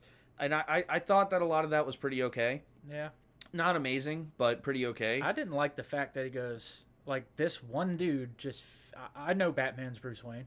Why? Well, because I was an orphan. Yeah. Like, that was stupid. So I agree. Get what they're trying to say. So I had a really big problem with the scene where he just goes knocking on Wayne Manor. Yeah, and he's like, I know you're Batman. Like, I hated that. I didn't... Absolutely and hated that. that kind of set the vibe for... I remember the first time I saw the movie. And that really set the vibe for me. I'm like, you're telling me this guy just figured out who Batman was that easy. They just strolled up there, but I don't know. Not only that, so a lot of the dialogue was pretty good. Kit was over last night, and she stayed over here, and we were watching the first half of the movie together, and it was like 3 a.m. So I was like, I had to watch it today because I was about to pass out. But one thing she said was, she goes, there's a lot of exposition and a lot of dialogue. Right. And I was okay. I said, that's fine. To be honest, if it's compelling, I'm okay with dialogue and exposition. That being said, as compelling as a lot of the dialogue actually was towards the beginning of the movie, there were some that was like really one-liney, like they were trying to replicate a lot of the success from the first one, which they totally did with Bane throughout the movie. Oh, Bane was flawed. But actually, I take it back. I'll save this for a minute. There's one huge complaint I have. I can't wait to hear it. And it's not his fault. We'll get into it in 1 second. I thought Lucius was fucking done, by the way. Explain to me the gap, other than the 7-year break, that Lucius was like, I can't do this with you anymore, I don't agree with the sonar. And then next thing you know, he's like, I have a shitload of more beer. He's so fucking gung-ho to show Bruce all the new shit he made. He's like, well, I did some shit anyways. I'm glad you brought that up. Like, I get his whole, I don't want to invade on people's privacy shit he pulled at the end. But I like that Bruce, Batman, was like, I got to catch this dude. Yeah. So you need to nut up. And help me. I thought the same thing. That technology saved lives. Yeah. And all those hostages who were bound with the guns taped to their hands that were made to look that all the GCPD thought were criminals. Yep. And he saved all their lives. Saved all of them because of the fucking sonar. And he never presented it as, I'm going to always use this. It was like, I need to use this and you need to quit being a bitch. But there was a part where he did say, they were talking about something where it's going to help me monitor. He basically kind of did say, I'm going to use this to monitor crime in the city. Okay. That being said, if there's anyone invading my internet search history, Batman, I'm okay with it being Batman. True. You know what I mean? I don't necessarily want every Tom, Dick, and Harry to do that, but if it's going to keep me safe, Superman can see through fucking walls. Superman stands, he flies up to the sky into space and stares down looking for what's going on. You're telling me he's not seeing some titties? Oh, he's taking a crap. Oh, didn't want to see that. Yeah, that's what I'm saying. Like you're going to tell me that you have an issue with the one guy who can keep this place safe? That being said, and maybe this is one of my bigger points, because I don't think Christian Bale's a great Batman, all the good stuff we're talking about is me admiring the movie around Christian Bale. Because I don't think he's a great Batman, he did not give me the impression of he is that Batman who can just get it done. A lot of the stuff we were talking about earlier, the Batman is like, he has the contingency plans because he's always prepared and nobody can beat him. I don't get that vibe from Christian Bale. I like what you brought up there, and you made me think of something that I hadn't thought of before this. But okay. When he comes back for the first time, like that big, he leads the police. You let a couple of fat cops on a merry chase, is what he tells him when he goes out and he comes back. Wait, which movie? What are you talking about? Dark Knight Rises. On Rises. Yeah. Okay. When he first comes back. Yeah. And then he gets back to the Batcave. Are you talking about his first reappearance? Yeah. And the cop was like, I'm going to do what Gordon could never do. Yeah. Take down the Bat. Crap. You got the wrong animal, sir. What a fucking idiot, by the way. But he actually showed something he had never showed before, which was some dynamic in his character. When he got back, Alfred was basically saying, like, what are you doing? And he's like, whatever, I'm Batman. I can take this. I can do whatever I want. And he's like, yeah, but Bane's going to fuck your shit up. Yeah. And he's just, he got cocky. Like, you never saw Batman do that very much. And he was just like, yeah, whatever. Okay, so I wrote that down. That's interesting you brought that up. I wrote down, first of all, the robot leg brace that Lucius that was dumb. You know what? Disagree. For a minute, I was like, you know what? I get it. So if we're assuming a world where Batman has these gadgets and tech, and he has a bum leg from the events of the last movie, I'm cool with the... I just thought that was crazy. It's like 8 years I'm a cripple, then I put on my Transformers leg brace I'm kicking through walls. So the reason I liked it was it didn't look stupid. It just looked like, honestly, like a skeletal knee brace. Yep. And you heard the crunches and stuff, and then you heard, okay, clearly it's bionic, and it's going to help him do his job. I always liked that aspect of Batman. That was, he is, again, a human. Mm-hmm. Throughout the books, he's getting older. His body can't take much more. He needs help. Right. You know, as much as we believe in Batman we trust, he needs help, whether it's from gadgets or whatever. So I was kind of okay with that. Yeah. What I wasn't okay with was Alfred's exposition on Bane's background and, like, all of this mythology he was explaining to Bruce. Like first of all, Alfred, how did you know? He had too much information at this point in time. Now, in the comics and in a lot of the iterations, Alfred is his right-hand man. When Batman's out doing his Batman thing, he's at the computer doing his, Oracle thing, doing his Nightwing thing, doing his whatever. He is Alfred, and he's a part of this. This Alfred has not traditionally been that Alfred through the 3 movies. You know what I mean? He's not the guy in the chair. Am I wrong? I'm trying to think. Lucius has. I'm thinking back to Dark Knight. I just feel like Alfred's been a really good companion and played his role, but he hasn't been the assist. He doesn't assist with the Batman. Yeah, but I didn't see it more than the fact that Bruce said, find out about him, and he said, okay. Did he? Yeah. When the fuck did he even say? He said, maybe I missed that. He said, tell me about Bane. Blah, I must have missed that. I love the way that I just thought he brought back even if he did say, find out about Bane, he brought back way too much information about Bane. I hated the fact that to be fair, their version of the Batcave was kind of cool. Like, I liked it, but I hated the fact that you didn't see it until the very last movie. Uh-huh. And, like, with what you just said, he got all that intel. You just have to know, the Bat computer, it has access to everything. I don't know. So that was the thing I liked about the Bat computer was, like, in the second movie, you saw, like, the hundreds of screens and it all turned into sonar. To me, that was representative of, like, the Bat computer from, like, the 90s animated. You had that big bunch of screens and stuff like that. But speaking of that mythos he came back with, I love the fact that, like, Alfred's implying, like, this dude will wreck you. Like, I don't think you understand. And he's just like, whatever, I'm Batman. Like, he can try. Yes. And he's like, no, he's gonna hurt you. So we talked a little bit about the bat suits, and I didn't hate the Dark Knight as much as I hated the Dark Knight Rises. Now, there weren't a whole lot of changes. There's always a wrinkle in his leg, and next time you watch it, really? You can never unsee it because it looks like it's cheap. Like silicone? Yeah, like rubber. So if you look on the inside of his thigh, it's always wrinkled because it's not like too fit to form. So it's were you like scouting for dick prints and you were you just were like, oh man, there's a wrinkle that's there. none of your business. But no, it drives me nuts because I get what you're saying. It seemed way better in The Dark Knight. Overall, I'll just say it. The Dark Knight Rises, I think, is Christopher Nolan's worst movie. Period. Yes. There's something about that movie where I feel like there was a great film in there, and then something happened. Like, it's so... The storytelling is just so clunky. It's like Joss Whedon took over right at the end and changed the movie. But, like, for a Nolan film, I was like, what's happening? Like, it just feels weird. I don't know. Just the cowl and everything, the new bat. So it was a different bat suit, just like in every Batman movie ever, for whatever reason. And the Arkham games. Upgrades. Every new edition, there's a new suit of some sort. There was something about it. It was like, again, we brought up those College Humor sketches, the Bad Man things. His face and his cheeks and the way that they fit into the cowl, it just looked super goofy to me, and I couldn't take it seriously.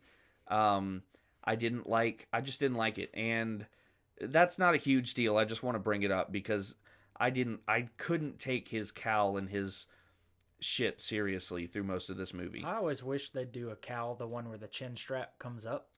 You know which one I'm talking about? Oh, yeah. I love those. I don't know why. I just think it's really cool. But you're right. His cowl was like his chin was just... Yeah, it was like he had his jowls like sticking out of that mask. Yeah. And I agree. The chin strap coming up to the bottom lip, that would be pretty neat. That's if it like was a very tactical if it was done Batman. like right, you know what I mean? Yeah. But that being said, I do love they brought back the Bat Pod, the motorcycle. Yeah. I thought that was really neat. I did like the scene. I hated the scene where Bane broke the bat because I think that is just super indicative of how much I think all the fight scenes in this movie were stiff and it's like they were fighting in slow motion, in my opinion. I thought that was I thought that whole sequence was incredible. Really? There's certain things like watching the behind the scenes and experiencing it. Like I'll say, so I've told you this many times, I had every plan to see it Thursday night premiere, first showing, right? Had tickets. Got fortunate to go to a premiere on Tuesday. Yes. Yeah, you talked about that. I saw it early. Could not contain my excitement. Right. That scene in particular, and it sounds silly when you weren't there, but it happened on both of those times I went. Right. There was literally people like crying during that scene. Really? Because he just beats the piss out of Batman. Yeah. And there's something about it. I watched the behind the scenes, and they said if you notice, there's no music whatsoever. I appreciated that. And they said it's almost like they're going to the rhythm of their punching. You were in the moment. Yeah. You get sucked in. Now let me break that down as to why I thought it sucked. Is if you watch it, and I always challenge this to people, and I pull it up on YouTube, and I always get you're kind of right. Because maybe in the moment when you're watching it, some people don't see it the way I see it. Mm-hmm. But every punch is very slow. There's no flow. You know what I mean? One of the things we talk about, the warehouse scene from Batman v Superman, that was so fast-paced, flowy. Batman was just taking care of business. You know what I'm saying?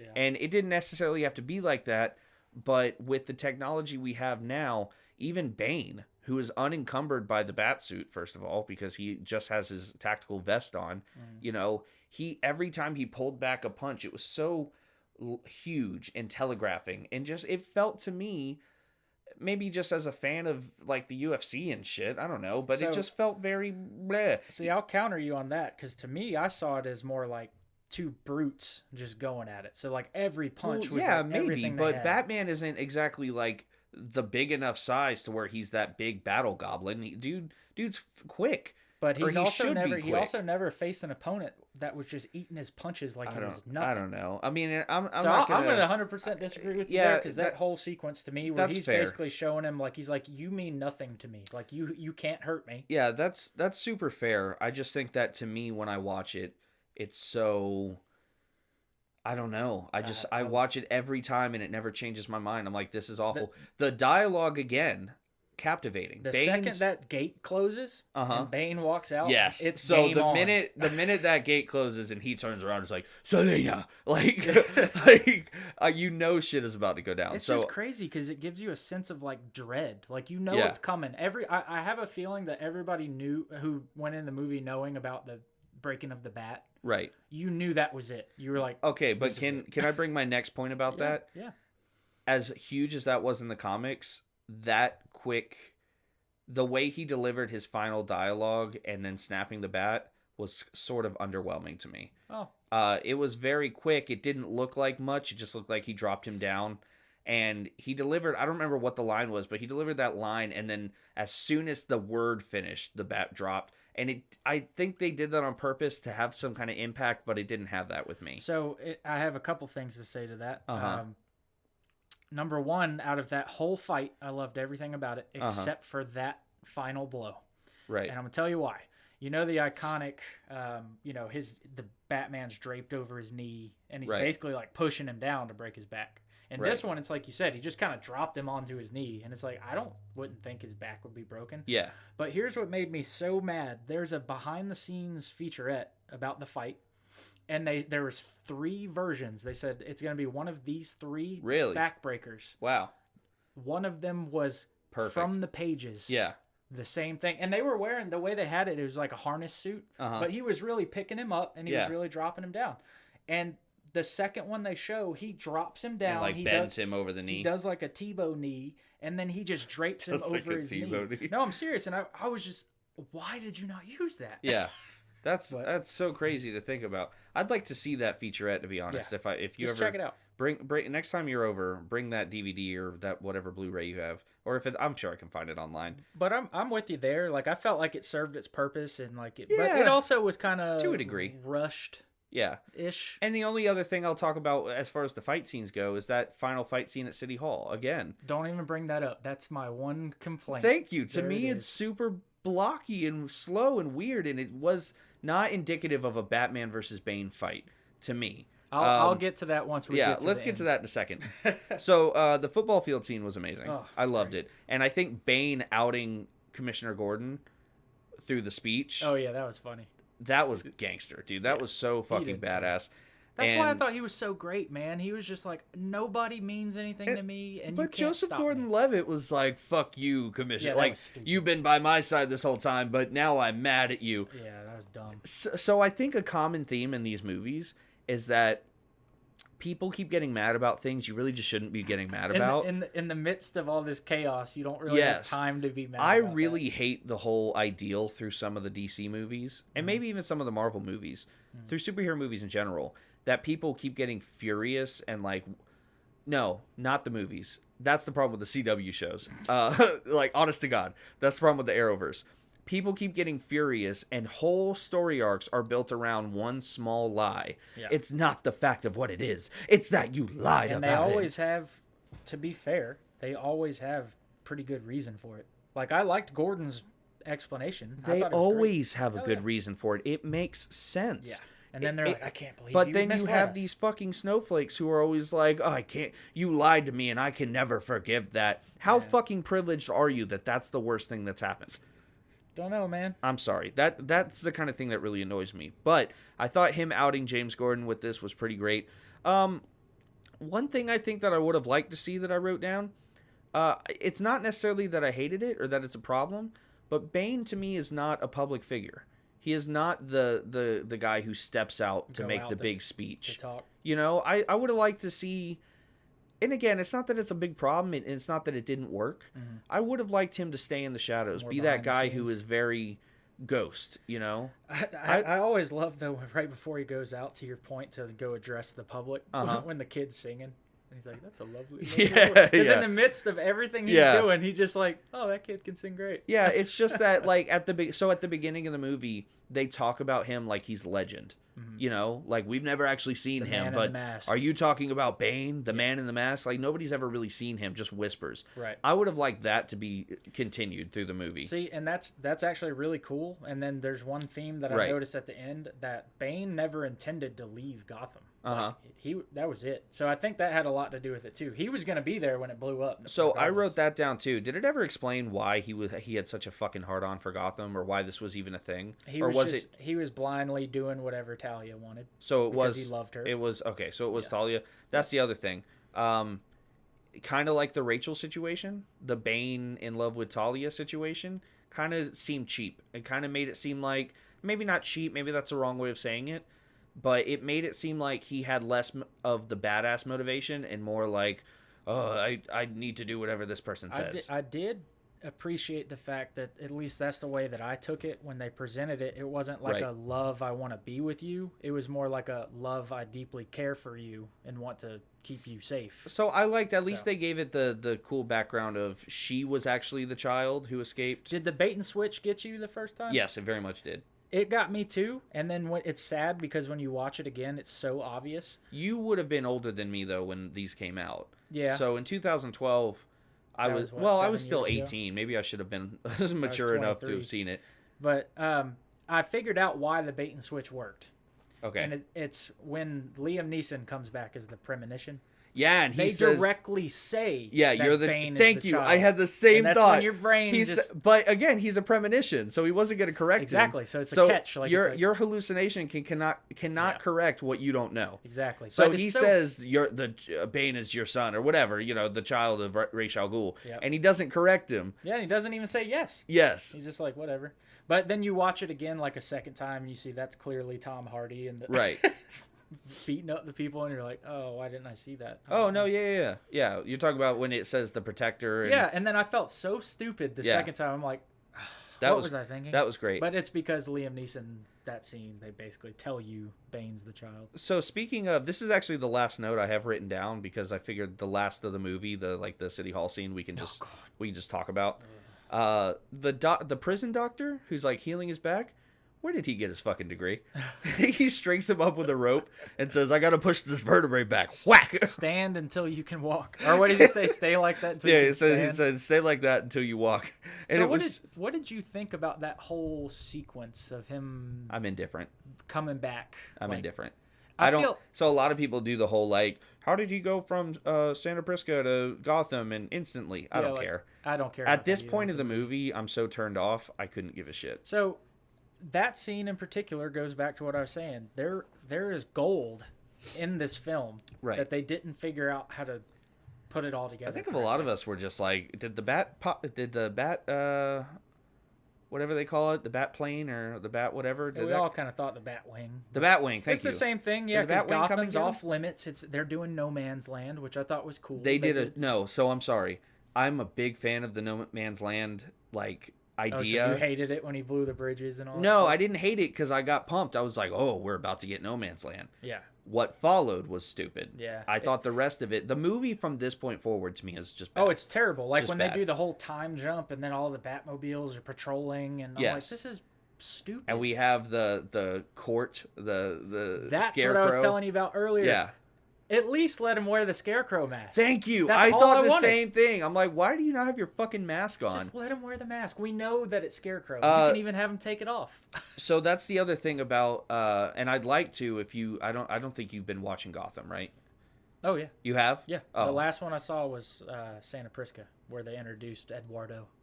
Okay, cool. Yeah. I'm like one episode behind or something. I think that's the last one because they took a break. But yeah, I watched. I don't know. I watched it on Hulu. I'm a big fan of the show. I just accepted that it's a different story, so I don't cry about it. It's almost like an Elseworld tale. It's fine, though. It's a different universe. Stuff. I'm very okay with that for the same reasons. I would love to do an episode on that, too. Yeah. Coming up. Probably that should be one of the next ones we do. Or we'll wait till it's over. I was going to say, you want to do that? We got the finale coming. Yeah. So, did you see in the trailer they finally show a peek of Batman? Oh, yeah, I did. Yeah. And I was like, wow. So when it comes to... Infinity War, or I'm sorry, not Infinity War, Endgame and Captain Marvel, I've completely stopped watching any trailers or anything that comes out. Same with Spider-Man Homecoming. But I did watch that Gotham one. Yeah. And it looked pretty cool. So we'll do that. So we'll do the Arkham episode soon, and then when that's over, we'll do the Gotham. But sure. I think that one issue I have is I was in love with their iteration of Scarecrow, because at least we got the father was the doctor. Oh, you mean Gotham. Oh, I hate that Scarecrow. So that's what I'm getting into. At first, I was okay with it until I realized that they were going to completely overstep Jonathan Crane's, and now he's just a loon. Yeah. But that being said, that was the shit. I didn't like that in Dark Knight Rises either. And then, of course, we have the pinnacle courthouse scene, which was a stupid fucking fight, and I don't care what you say. So before we get to that, yeah, you're just talking about season 2 of The Punisher. You do realize Pilgrim is Bane's right-hand man, I was going to bring that up. I never realized how great of an actor he was until I watched. Did you watch it recently? Yeah, last week, whole thing. The movie? Which one? No, Dark Knight Rises. Yeah, I've seen it many times. No, I'm saying, did you, before this episode, rewatch it again? Okay, yeah. So the fact that you recalled that is pretty amazing to me. Well, and it's funny. What I was saying is I never realized how great of an actor he was until I saw him as Pilgrim. And I was like, this dude's got chops. Again, fantastic performance as That's Pilgrim. A whole different thing, too. Yeah. City Hall. City Hall. Stupid fucking fight. I hated everything about it. Yep. I think that the fight choreography was bad. There is one really cool thing, same featurette. They said they'll go from New York to Pittsburgh in one punch. I don't know if you know what I'm referencing. But there's a scene where Bane, right when they go onto the steps of City Hall, they're filming in New York. And then the second he punches Batman and he falls on the steps, then they're in Pittsburgh. Really? Yeah.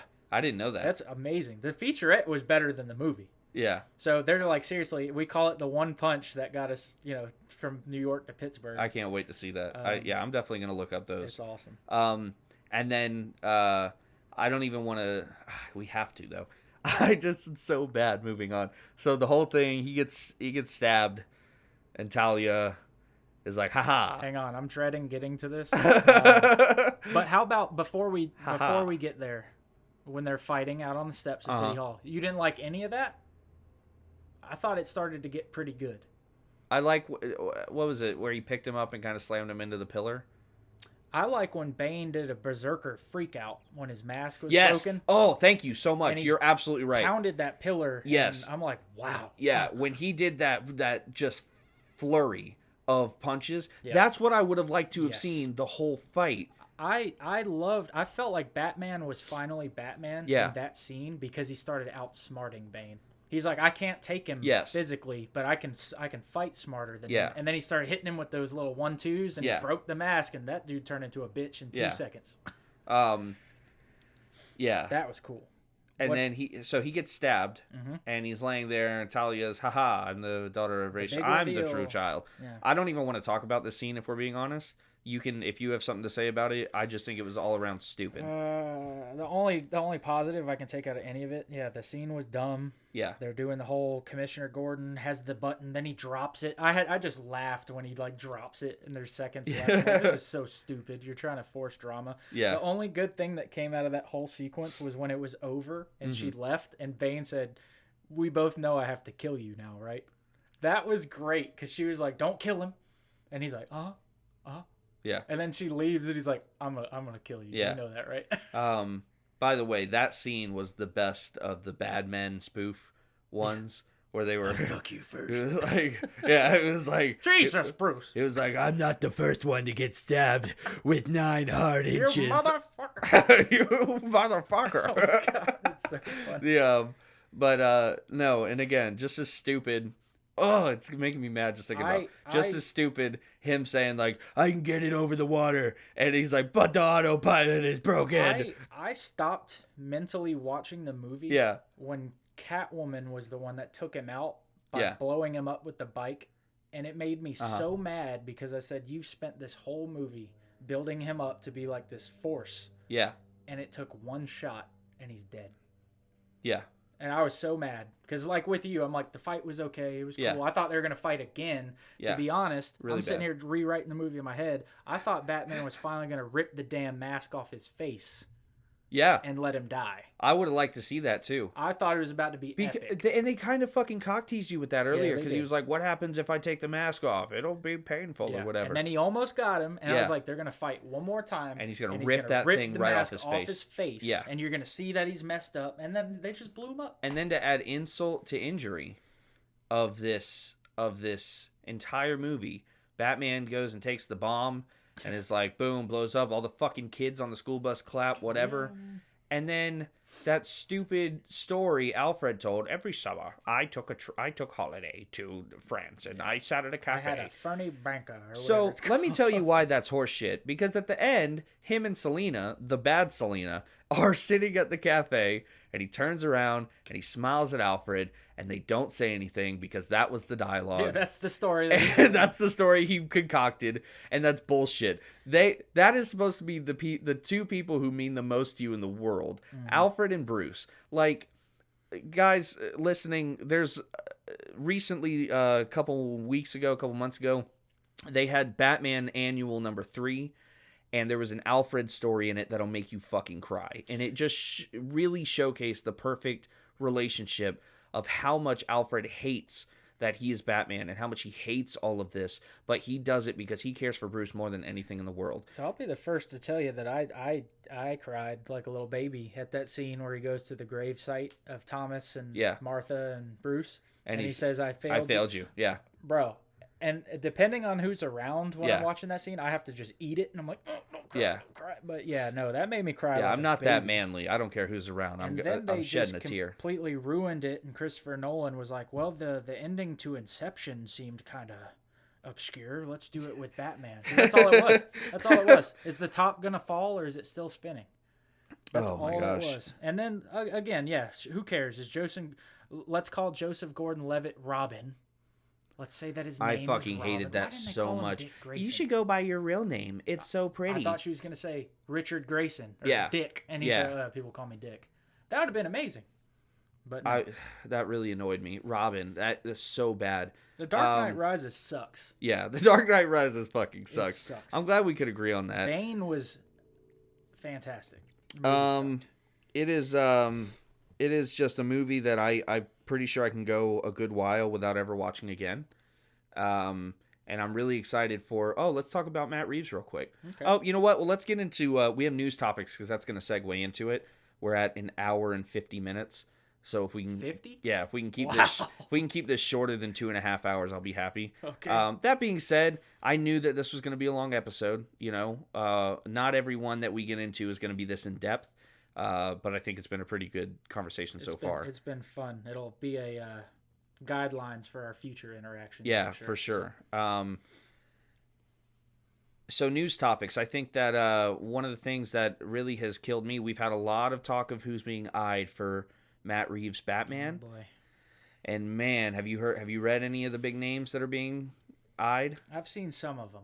Robert fucking Pattinson, Mr. Twilight McSparkle himself. I vomited when I read that. I couldn't do it. I'm sorry. I don't even know if he's a bad actor or not, because you know what? Matter. He was young in Twilight. I don't care. He's a good looking fella. He's not Batman. I don't fucking want him as Batman. I do. Did you see? Speaking of Punisher, did you see that a lot of fans would like the guy who played Billy Russo to be Bruce as Wayne. Batman?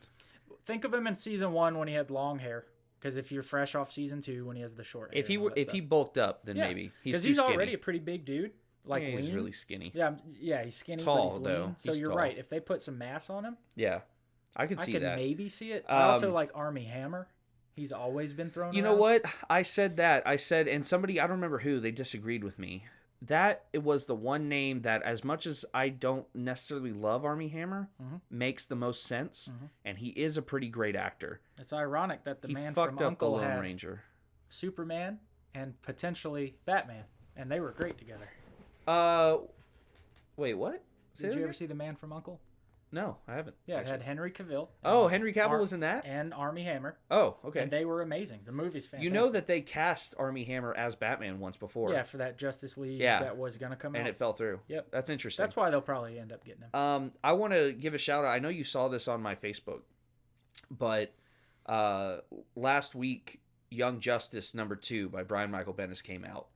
And it had, just because this podcast is based here in Jacksonville, Florida, and again, big shout out to Mythical Mountain right here on San Jose Boulevard, where I get all of my comic books and I have my pull through. We're Jacksonville people. I was not born, but I was raised here in Jacksonville in Big Duval, and I went to Atlantic Coast High School. And in Young Justice #2, Wonder Girl saved the football team from Atlantic Coast High School here in Jacksonville, Florida. And that's such a random... drop a Duval? Such a fucking random drop of Duval in something that I love. And I didn't expect it. I flipped a page and there it was, and I was really hyped. I just wanted to mention that on the podcast. So, real quick though, how about the first time you saw Deadpool and they talked about and they said Jacksonville? We all screamed in the movie theater. Like, it was me and my friends, and we were all at the Avenues Theater, and literally the whole theater erupted when they said Jacksonville. So I'll tell you real fast, not to take a lot of time. I really did, with the way they were breaking the fourth wall. I thought that they took multiple takes of that line. Yeah. And depending on which metropolitan area I thought the same thing too. But when I saw the DVD, and it says Jacksonville, I was like, wow, they really were just talking about Jacksonville. No. So I had the same thought, but it didn't matter because it was so cool. Yeah. And then the DVD came out, and it was Jacksonville, and I said, no fucking way. Yeah, I thought for sure. I was like, depending on what area of the country you're in, it'll say Chicago, Chili's or Ruby Tuesday, TGI Fridays. They have one. TGI Fridays, yeah. Dude, we don't have. That's the thing though, is I love TGI Fridays, and I don't think we have one in Jacksonville. We have a few. No, we don't. Where the fuck are they? There's one in Tinseltown. No. Yes. Is there really? No, there's not. I think you're lying to me. There's a TGI Fridays in Tinseltown. It's been all right. forever. We're having a big Duval debate. I'm gonna have to Google that. There's one in Regency. I could keep going. I haven't been to Regency in a while. I think there's one in the Avenues. There's absolutely not. I'll fight you to the death on that one. Whatever. So Henry Cavill is said to return to Superman. I hope so. Except there is a couple of he wants final script and director approval. I think that all got debunked. What did it? Mm-hmm. Really? Yeah. So the reports that I was reading is that he wanted to be able to pick the director, basically, or at least approve, say, yes, I'm okay with this guy and his work. And then when the script was done, he wanted to read it and say, here are my changes. The last I read, now again, all of these are just hearsay, but the last I read is that they confirmed, they're like, that list of demands, that's not real. Okay. They're like, he will return, but none of that's true. So because of all the turbulence in there, there's going to be a Superman cameo confirmed for Shazam, but it probably will not show his face. Oh. Because they don't know. So they're like, we need a cameo. It's going to be like at the end. And their speculation is that it's going to be Billy Batson, like look at my friend Superman, blah, blah, blah. And it's just going to show him like hovering there over the kids. I don't know. I hope they get some guts and it's actually Henry. Cool. Yeah, that'd be really cool. Or it's just a body double and it won't show his face, which he could do the mustache gate from Justice League. Oh my god. Oh my god. Again, Minority. I don't think that was as bad as a lot of people made it out to be. There's key moments where it is. Yes, that bad, maybe. And yeah. some of them weren't. There was one. I do remember one part where I was sitting in the theater and I was like, "Oh, that's obvious." It's so bad. That beginning cell phone video crap that they did. Yeah. Oh. They could have gone without that scene at all. Now, granted, his mustache was glorious in Mission Impossible Fallout. Yeah. Worth it? Maybe. Did you ever see him? There was this one Netflix movie, and I don't remember what it is, but he was an American soldier. And Sandcastle. Yes. Did you ever see Sandcastle? There was somebody else in that with him. Yeah, it was a bunch. There was the kid who played the Beast in the X-Men movies. Yes, that's who I'm thinking of. Yeah. I can never remember his name. Yeah, he was like a sergeant or something, wasn't he? Like, wouldn't he have Henry Cavill? Oh, Henry Cavill was like a seasoned operator, like special ops kind of dude. And that dude's so big. Like, he was huge, man. And he had a full facial hair and everything. I mean, he embodied that role, and I was impressed by his. I know they say everyone can do a Southern accent, but he was convincing. I mean, he's British as hell. Yeah, and he's convincing as Superman too, and that's a pretty straight, like, salt of the earth American accent. I love him as Superman. There's big debate about it, but I love him. Yeah. But I also love The Witcher. I don't. And so I'm a big fan of The Witcher. Games, I might watch it. I never played the games though. You're missing out. But that being said, and I love Henry Cavill. Right. Always have. Ever since he was in The Count of Monte Cristo. Yeah. I don't know if you remember that, and he played Albert. I remember it slightly. I don't remember it as well as you might. Little kid. Yeah. But I've liked him ever since that. But I would have never picked him to play Geralt for The Witcher, so I'm just curious to see how it'll Is that how you pronounce that? Is it Geralt? I call it Geralt. I thought it was like Geralt or something like that.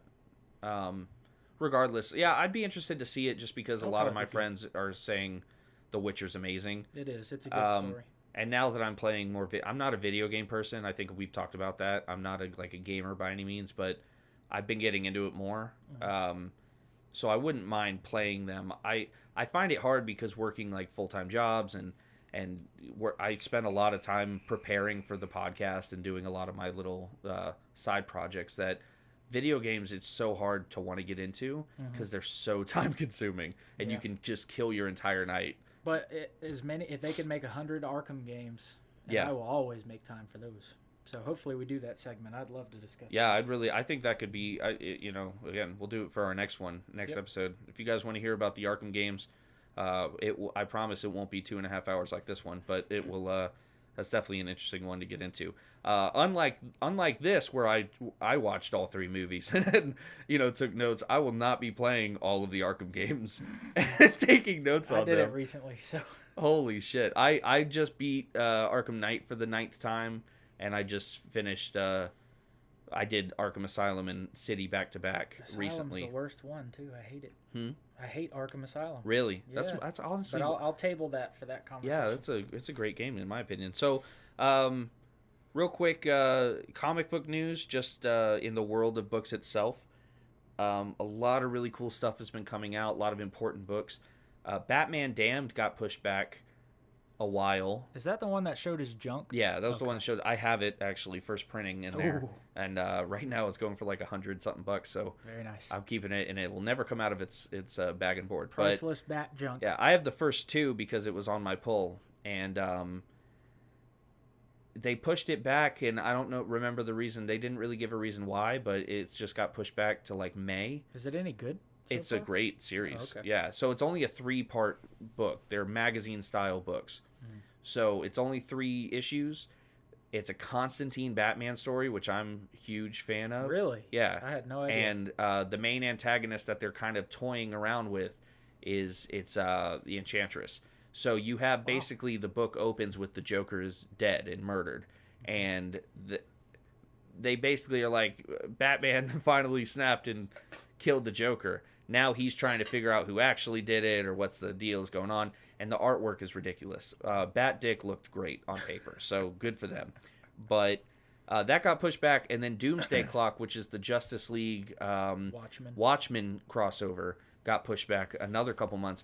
And this is a series that is 9 issues deep and has been plagued with delays. Great. So they went, it was originally a monthly book. Then they moved it to bi-monthly. and now they come out once every 3 or 4 months. So it's really been difficult. I don't know I really can't find information on what the true holdup is. They probably haven't finished it, or they're rewriting the story as they go. And that's what I don't know, because to be honest, people are like, oh, we're really getting geared up for the fight between Superman and Mr. Manhattan. And Superman, in my opinion, has always been like that god, that unbeatable, nothing can truly kill him. But fucking Mr. Manhattan sure looks. I think he could beat him. He is like the snap of the finger. I mean, he could just disintegrate him. Yeah, he controls space and time. He's like he could take away the sun. He is an Infinity Gauntlet himself, you know. So I don't know. Maybe they're just trying to figure out a way to keep it compelling. Or just milk the cow as long as they can. You know? And then Heroes in Crisis, that's the series that I really want you to read, because Tom King's Heroes in Crisis, for you guys who are reading or who may not know, it's the story of basically the Justice League, you know, funded by Bruce Wayne himself, set up a place called Sanctuary, which was at the Kent farm, actually, where superheroes suffering from PTSD of years of doing this superhero stuff can go and get mental rehabilitation. So that's the premise of how it started, and then the premise of the story is that somebody found Sanctuary and murdered all the heroes in it. So like Wally West got murdered, and like a bunch of really, really cool Static was killed, and a bunch of really awesome heroes. And then they're trying to figure out who did it, and it's either pointing to it was either Harley Quinn or Booster Gold. So yeah, and Booster Gold, by the way, one of my favorite characters ever. Nathan Fillion should have played him years ago. Nathan Fillion should totally... He still could play Booster Gold. I think he could. They finally let him play Nathan Drake. Did you ever see that? Or do you know anything about Uncharted? I was about to say, you're talking about Uncharted. But... Yeah, they finally did a fan film where Nathan Fillion literally played Nathan Drake. Oh, you know what? He should have been Nathan Drake 10 years ago. I heard about that, and I haven't seen it, but I did hear about that. It was pretty cool. I didn't know it was actually out. I just had heard something about it. Yeah. We all know that he should have been. He was the live embodiment of that. I think in his prime, I'd rather see him as the Green Lantern. I love because when he did the voice of Green Lantern a whole bunch. But yeah, I would have liked to see him as Green Lantern. Anyways, the reason I bring up Heroes in Crisis is that also got delayed because there was protests about the cover was Poison Ivy dead, which is something we hadn't visited yet. And in the Tom King Batman run, she like took over the world, and then when they stopped her, he was like, I'm going to take her to Sanctuary. And that's just so eerie because we didn't know at the time what was going to happen to all the people at Sanctuary, and they were going to get murdered. But so it kind of showed her like dead on the ground. This was the cover that was going to be released, and they said that it was so sexually provocative, like they were sexualizing her death. And oh yeah, I can see how that. Which Tom King commented on it and was like, "No, we're not. You guys are just fucking sensitive." Like he truly. They're all hot. I mean, it is what it is. All of those. I think that there is a problem with like one of my favorite storylines ever, which again I'm kind of in the minority about, was called Identity Crisis, where Ralph Dibny, the last elongated man, his wife Sue Dibny is murdered, and when you find out like kind of the story of her being murdered, it was because she was not only murdered but raped, you know, by Dr. Light, and just like it always kind of turns into this like really over sexualization of gruesome deaths for women, and so I kind of get that. But Heroes in Crisis has been a fantastic series so far, and I'm really hoping that whatever course correction they make, it's still going to keep that same spirit. But true that. Books to look out for, guys, real quick, just before we wrap up. The books to look out for coming out this week: Batman number 65, The Price Part 3. That is the Part 3 of the Flash Batman team up, where we're trying to find out what the fuck is going on with Gotham Girl. Very cool shit. Nightwing number 67, which I am so excited for, because as you know, Dick Grayson is no longer Dick Grayson. We are still finding out if he's ever going to get his fucking memory back, and he's going by Rick Grayson now because DC Comics fucking hates us. Which would have been the easier choice from the start instead of all the dick jokes that we made. Justice League number 18 is coming out, as well as Guardians of the Galaxy number 12, which all of you Cosmic Ghost Rider fans out there who've listened to my last episode where I geeked over Cosmic Ghost Rider for an hour, you know, really cool shit. I'm so excited to see where Donny Cates is going to take that. Speaking of Donny Cates, Venom number 11 is coming out, and this Venom run is by far my favorite Venom run, and it's amazing, and I'm not going to give any spoilers or talk about it. Just go buy the fucking books. Once again, if you're from Jacksonville, Florida, visit Mythical Mountain right here on San Jose. It's my favorite comic book shop I think I've ever been to. The owner's Jamie is really great, and his son Sean and a good friend of mine, Tony, you know, always behind the counter, always ready to help, and they're always ready to have these stupid debates. So go check them out. Please follow me on Twitter. Give me a old DM, you know, hit me in them Twitter DMs at BatHatOfficial on Twitter. Matt, do you have any social media you want to plug or anything? No. No. Matt, you need to make an Instagram though. Huh? You should have an Instagram. I don't know if I wanted it. Do you really think I should do Instagram? Yeah.